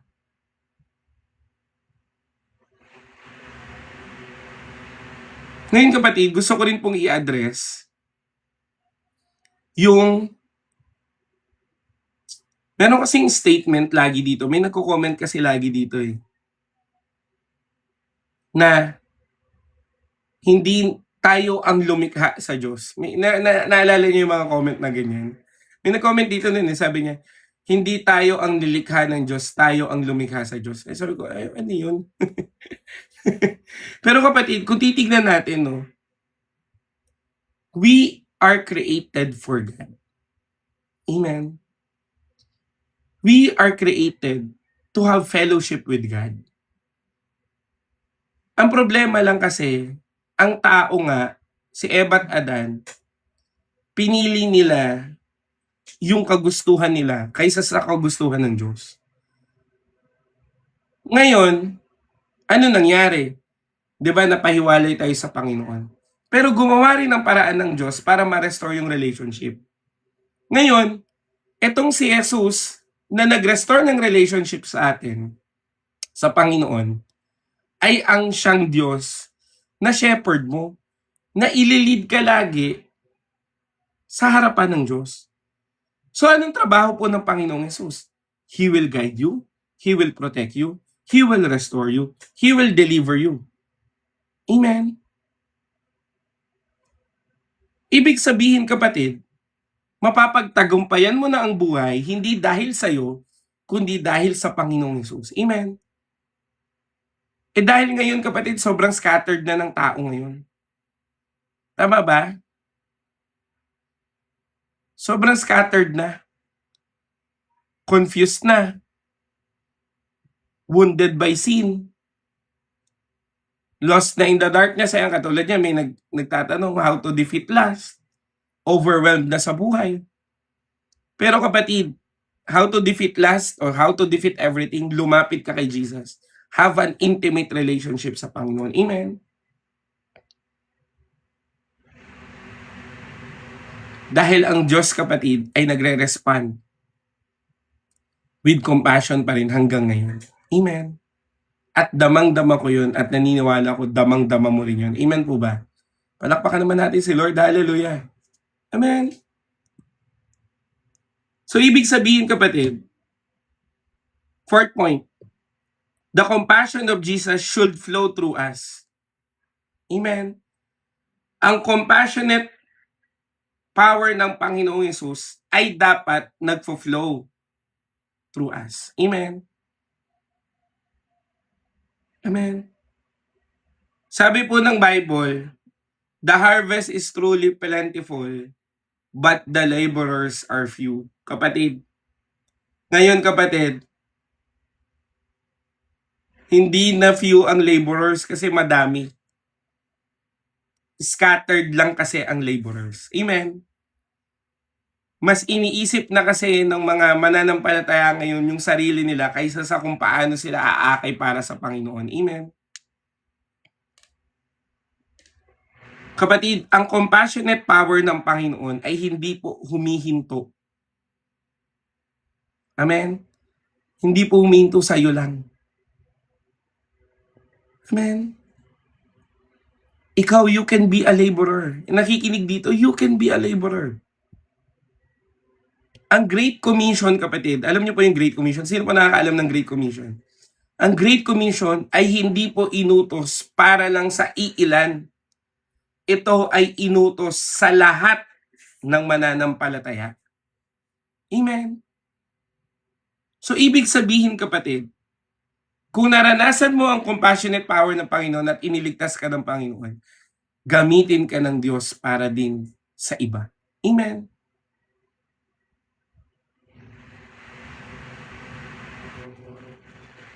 Kapatid, di ba sa pag-aasawa, sino po dito may asawa na? Ayan. Sino po dito may asawa na? Yan, praise God po sa mga may asawa na. Di ba ang pag-aasawa, kapatid, hindi mo lang mamahalin yung asawa mo, kundi pati mga mahal nila. Amen? Tama? Kasi yun yung pag-aasawa eh. Hindi mo lang pipiliin yung mga taong mahal niya, dapat mahal mo rin yung mahal niya. Kasi pag hindi ganun ang nangyari, magkakaroon kayo ng problema. Tama, mali? So, ibig sabihin, hindi dapat magiging selective ang pag-ibig mo. Kasi nga, mag-asawa na kayo. Ngayon, kapatid, kung titignan mo, sinasabi mong mahal mo ang Diyos, tama? Pwede mo bang sabihin dyan, mahal ko si Jesus? Sige po. Sige nga, i-declare mo nga yan kung talagang mahal mo si Jesus.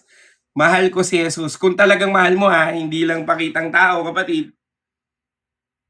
Yan. I love Jesus. Mahal ko si Jesus. Yan. Amen. Mamaming I love you Lord pa. Mahal ko si Jesus. Yan. Amen. Amen. Keep it coming. Yan.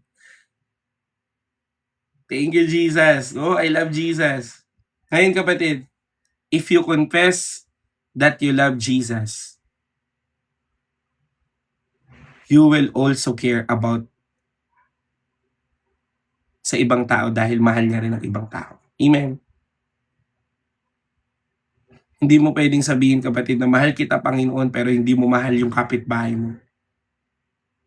Hindi mo pwedeng sabihin, kapatid, na mahal kita, Panginoon, pero wala kang puso sa mahirap. Mahal ng Diyos ang lahat. Sabi nga ng Bible, for God so loved the world eh. Amen. So, ibig sabihin, kapatid, for God so loved the world. Kung mahal ng Diyos ang tao, dapat mahal mo rin yun. Amen. Come on, bro! Mute ka ngayon. Paano po yung gumawa ng masama sa'yo? Sabi po ng Bible natin, love your enemies. Tita C.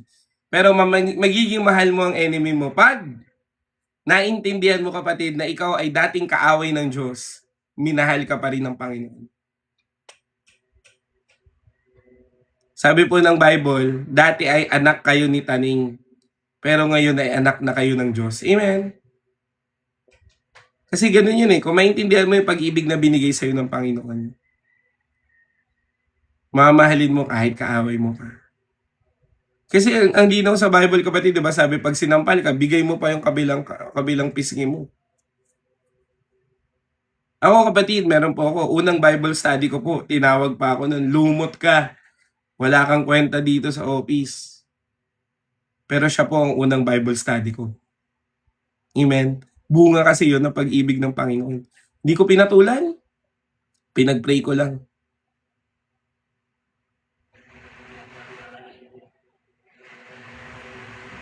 Amen.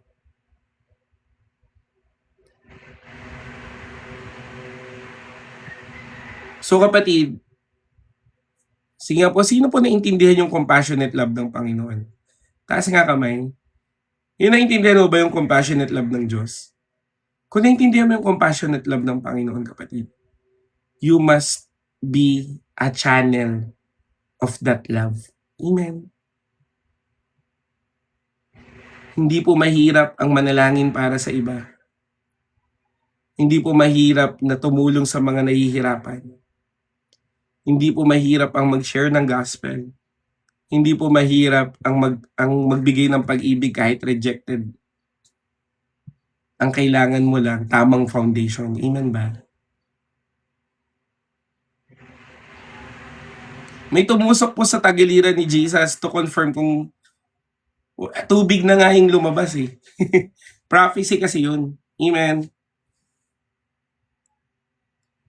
Kaya kapatid, tayo kapatid, ang tawag sa atin church name. Kasi ang church po ay comes from the word ekklesia. Ang ibig sabihin ay pulutong ng mananampalataya. May faith kayo kay Lord, di ba? So we are as a church, no? Tayo bilang mananampalataya ng Panginoon ay tinawag ng Diyos na magkaroon ng puso sa iba. Amen.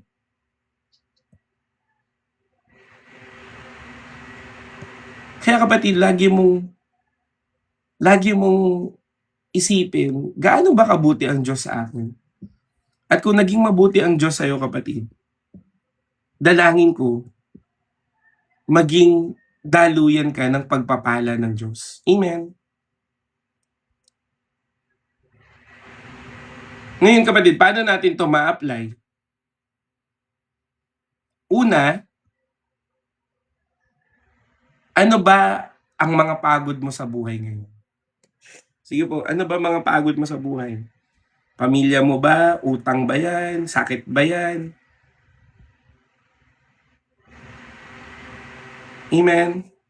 Kung may negosyo ka ba? Napapagod ka na ba? May boredom ka na ba?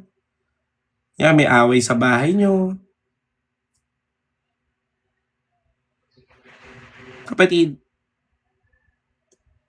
lay down at the feet of Jesus. I-surrender mo yan lahat sa Panginoon.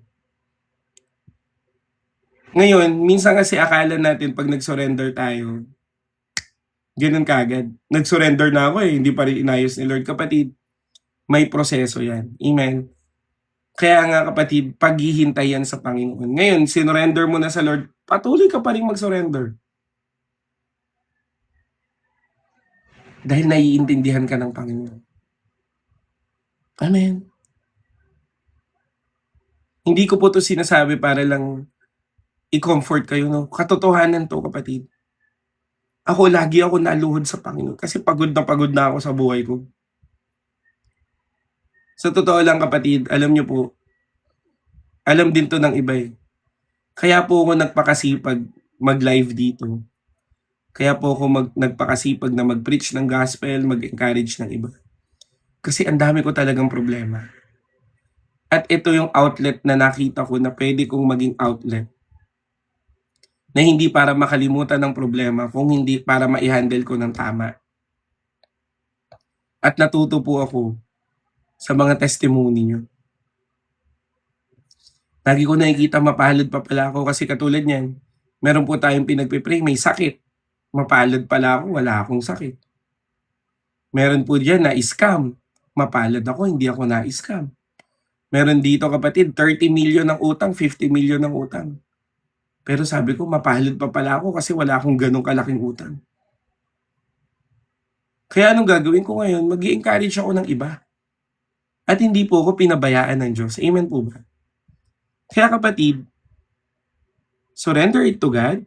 Amen? Hindi siya nagagalit sa mga kahinaan mo. Hindi kanya mamaliitin sa mga pinagdadaanan mo. Kung hindi, kikilos ang Diyos sa mga pinagdadaanan mo. And when you are healed, that's the time, kapatid, na maglingkod ka sa Panginoon.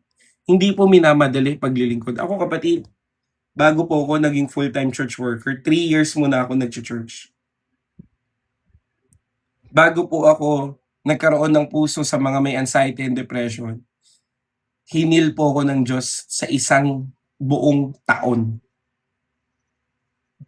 Ang dami pong nag-pray sa akin, ang dami pong nakinig sa akin. Unreasonable ako dati, kapatid, so totoo lang. Pero ang daming umunawa sa akin at nakita ko yun bilang pag-ibig ng Diyos. Kaya nung naka-recover na ako, sabi ko sa Panginoon, gamitin mo ako sa mga may anxiety and depression. Kaya nga kapatid, alam niya ng mga may anxiety na nakikipag-usap sa akin, ang tiyaga ko kayong pakinggan. Bakit? Naiintindihan ko kayo eh. Naiintindihan ko pinagdadaanan nyo.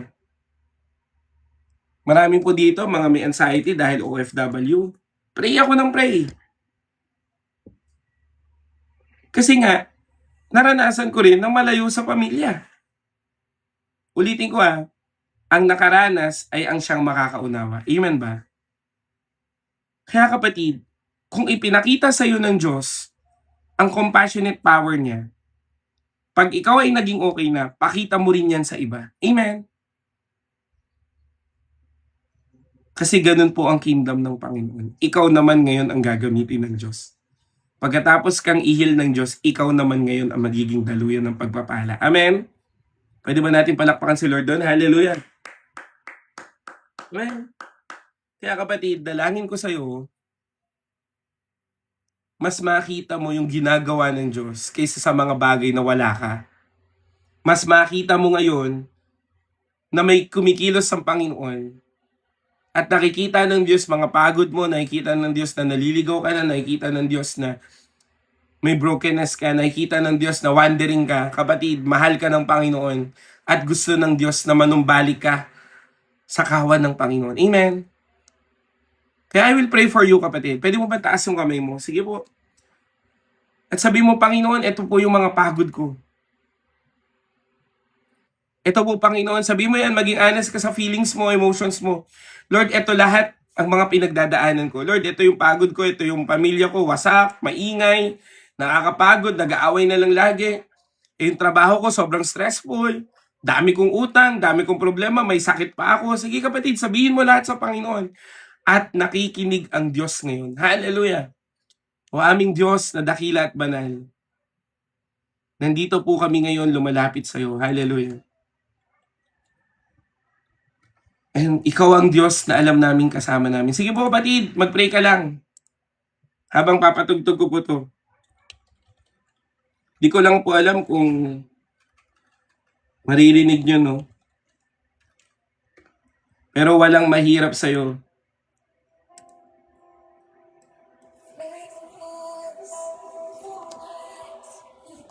Ilalapit ko na lang po dito para mas marinig nyo po.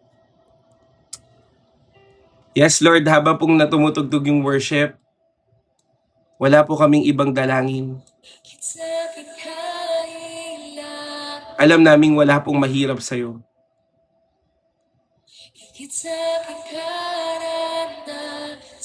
Kaya Lord, I pray and declare, ngayon pa lamang, while we are worshiping you, habang nagbubuhos kami ng puso namin sa iyo, Lord, I pray, lingapin mo kami.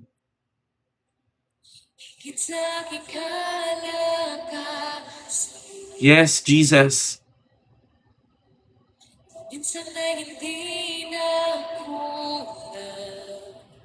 Amen. Higit sa aking isipin, kaya mong gawin. Bawat araw ko ay hawak mo, di mangangamba sa piling mo. Sabihin mo yan sa Panginoon, bawat araw ko ay hawak mo. Hallelujah.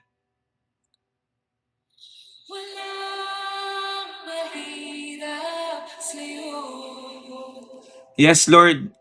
Alam namin, Panginoon, na bago mo kami gamitin sa iba, kami muna ay pagagalingin mo, aayusin mo ang buhay. Hallelujah. Yes, Lord God.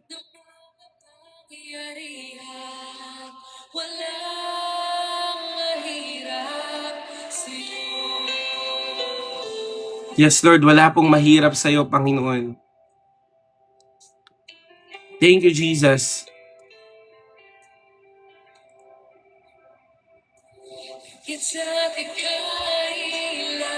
Panginoon, nandito po kami, lumalapit po sa iyo ngayon. At ikaw ang lubos na nakakita ng mga pinagdadaanan namin. Ikaw ang lubos na may hawak ng mga buhay namin, Panginoon. At ikaw lamang ang Diyos na alam naming makakatulong sa amin. Kaya, Panginoon, nandito po kami ngayon. Nagkakaisa sa panalangin na ikaw ay kumilos sa iyong kahabagan sa amin. Sa iyong awa sa amin, Lord. You are merciful, God. You are compassionate, God. Kaya, Panginoon, we call upon the name of the Lord. And we know we will be saved. Oh, dear Jesus, we call upon your name. Tulungan niyo po kami, Panginoon. Hallelujah.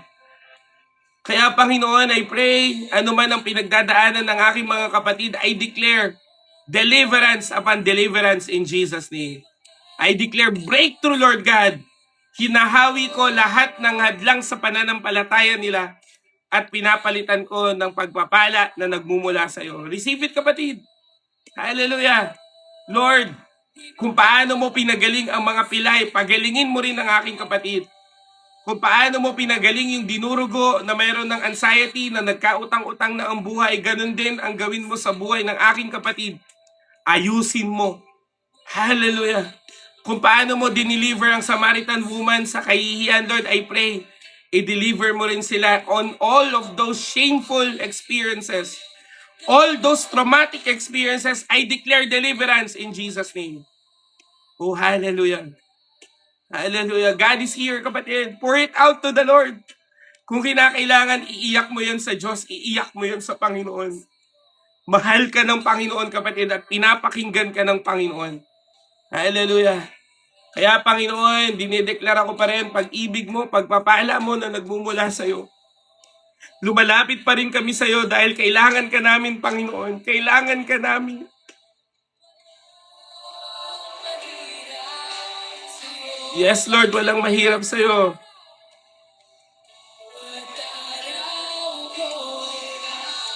Yes, sabi mo yan sa Lord, Lord, bawat araw ko ay hawak mo.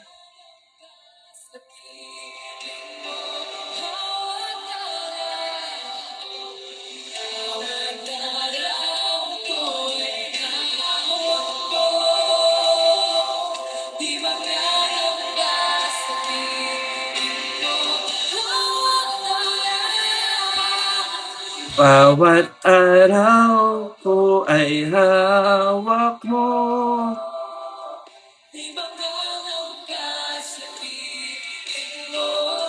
Thank you, Jesus. Hallelujah. Shekayara sikapayara. Lord, I declare the movement of the Holy Spirit be upon with us right now. Deliver us, touch us right now, dear Holy Spirit. Bumaba ka katulad ng Day of Pentecost, Lord God. Kailangan ka namin.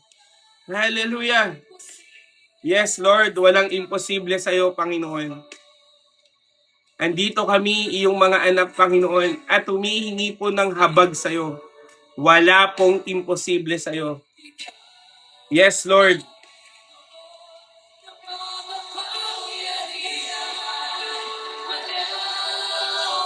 Yes.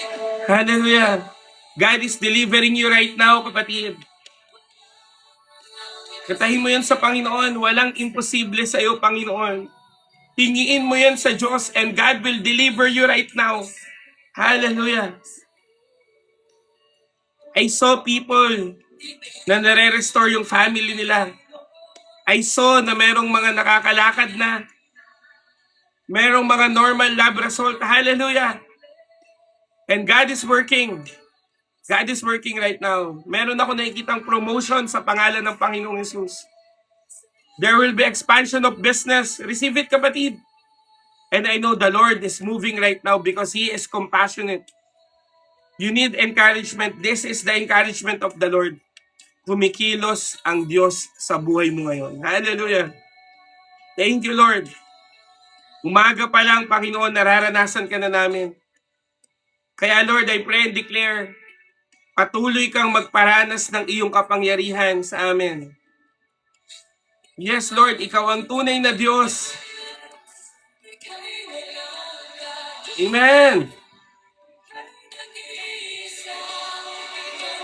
Worship the Lord, kapatid. Pasalamatan mo na agad ang Panginoon dahil may gagawin ang Diyos sa buhay mo. Hallelujah. Yes, Lord.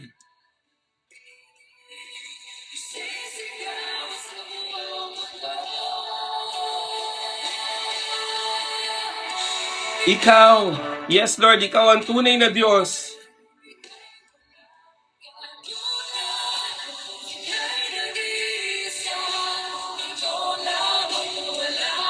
Yes, thank you, Jesus.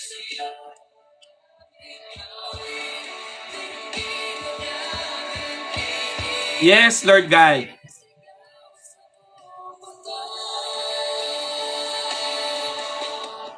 Yes, Lord, sa iyo ang lahat ng kapurihan.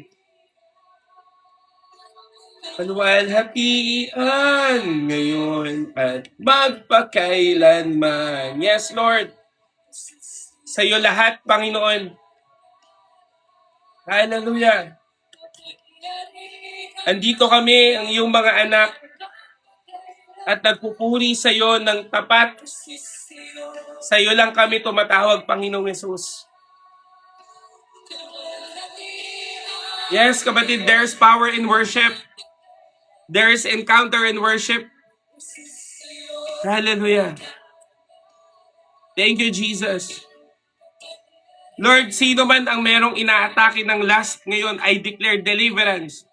May inaatake ng witchcraft, Lord, I rebuke that witchcraft in Jesus' name. Yung inaatake ng anxiety and depression, I rebuke all those anxiety and depression. We know, Lord God, na walang imposible sa'yo, and you will deliver us right now. In Jesus' name. Thank you, Jesus. Merong pinapakita si Lord, the broken family. I rebuke brokenness and I declare restoration in Jesus' name. Meron kang pinapakita na merong mga addiction sa vices, sa laro, at sa kahit ano. Lord, I pray and declare, anumang klase ng addiction iyan, I declare deliverance in Jesus' name. Oh, hallelujah. And I pray and declare, Lord God, complete deliverance sa lahat ng gawa ng away. Si kapatid, pwede mo bang ilagay yung kamay mo sa ulo mo? And I will declare, Lord, as we lay our hands sa aming mga sarili, we declare deliverance in Jesus' name. I declare na magbabago ang buhay namin. I declare na aayusin mo ang buhay namin. At ikaw ang Diyos na alam namin kasama namin. In Jesus' name. Kaya Lord, I declare your power, I declare your anointing, and I declare the word of God will be upon in each and everyone on us in Jesus' name. Kaya Lord, pinagkakatiwala namin to sa iyo lahat. Sa pangalan ng Panginoong Hesus, amen and amen. Palakpakan naman natin si Lord. Hallelujah! Sabihin mo kapatid, tagumpay ako kay Kristo ngayon. Amen? Grabe si Lord. Simple lang yun, pero grabe si Lord. Thank you, Lord. Thank you, Jesus. Thank you, Jesus. Oh, hallelujah. Hallelujah. Tagumpay kay Kristo ngayon. Amen? Thank you, Lord. Kaya kapatid, sino po yung may mga prayer request, please send me your prayer request. Yung mga gusto pong sumali sa group chat namin, please sumali po kayo sa group chat namin. And we will pray for you. Alam niyo po, ang puso ko talaga, maraming mabago ang buhay. Amen. Kaya lagi po sana kayo manood sa live namin, no? We are always live po, morning and evening. Binabalik ko na po yung morning, second day na po ng morning ngayon, evening mamaya. Hopefully, 8:30 p.m. makapag-start na kagad tayo, no? Para hindi tayo ganun kapuyat. Pero wala tayong ibang pasasalamatan kundi ang Diyos at ang Diyos lamang. Amen. Hallelujah. At ganoon din, gusto ko na rin pong i-take yung opportunity na to na magpasalamat kapatid kasi mamaya po mamimili na po ako ng bigas at ipamimigay ko po doon sa mga nangangailangan at the same time sa mga tumulong po sa anniversary namin. Nag-iisip po ako ng ireregalo sa kanila, so yun na lang, kahit mini grocery lang, no. At salamat po yun dahil meron pong mga nag-support sa inyo, no. At the same time, pagbukas po yung bilihan ng Bible, bibili na rin po ako ng Bible na ipamimigay po natin sa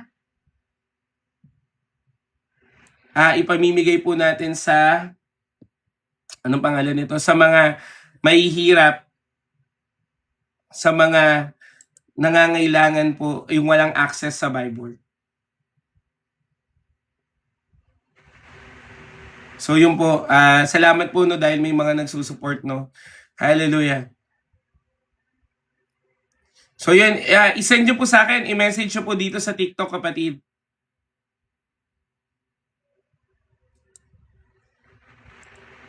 Ano nyo po, i-send nyo po sa akin and we will pray. Ganun din kapatid, please, paki-pray na rin, no.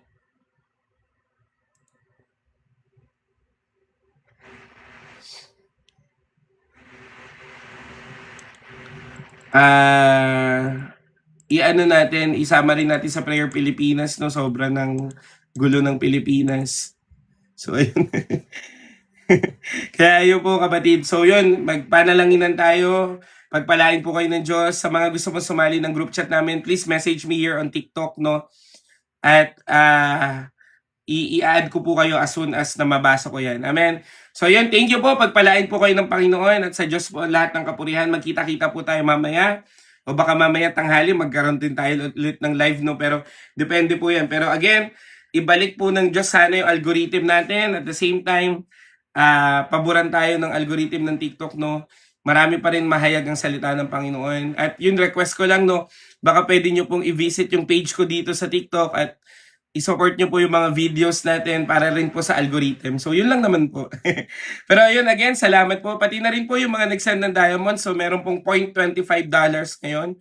So, I think this was equivalent po for like mga 30 pesos or 20 pesos, no? So, lahat po ng mga marireceive namin na diamonds, ito po ay iniipon at ipangtutulong din po sa mahirap. So, yun po yun. So, yun. Thank you po. Pagpalain po kayo ng Panginoon at naniniwala po ako na ang Diyos ay lagi pong sasama sa inyo. Bye-bye po and God bless.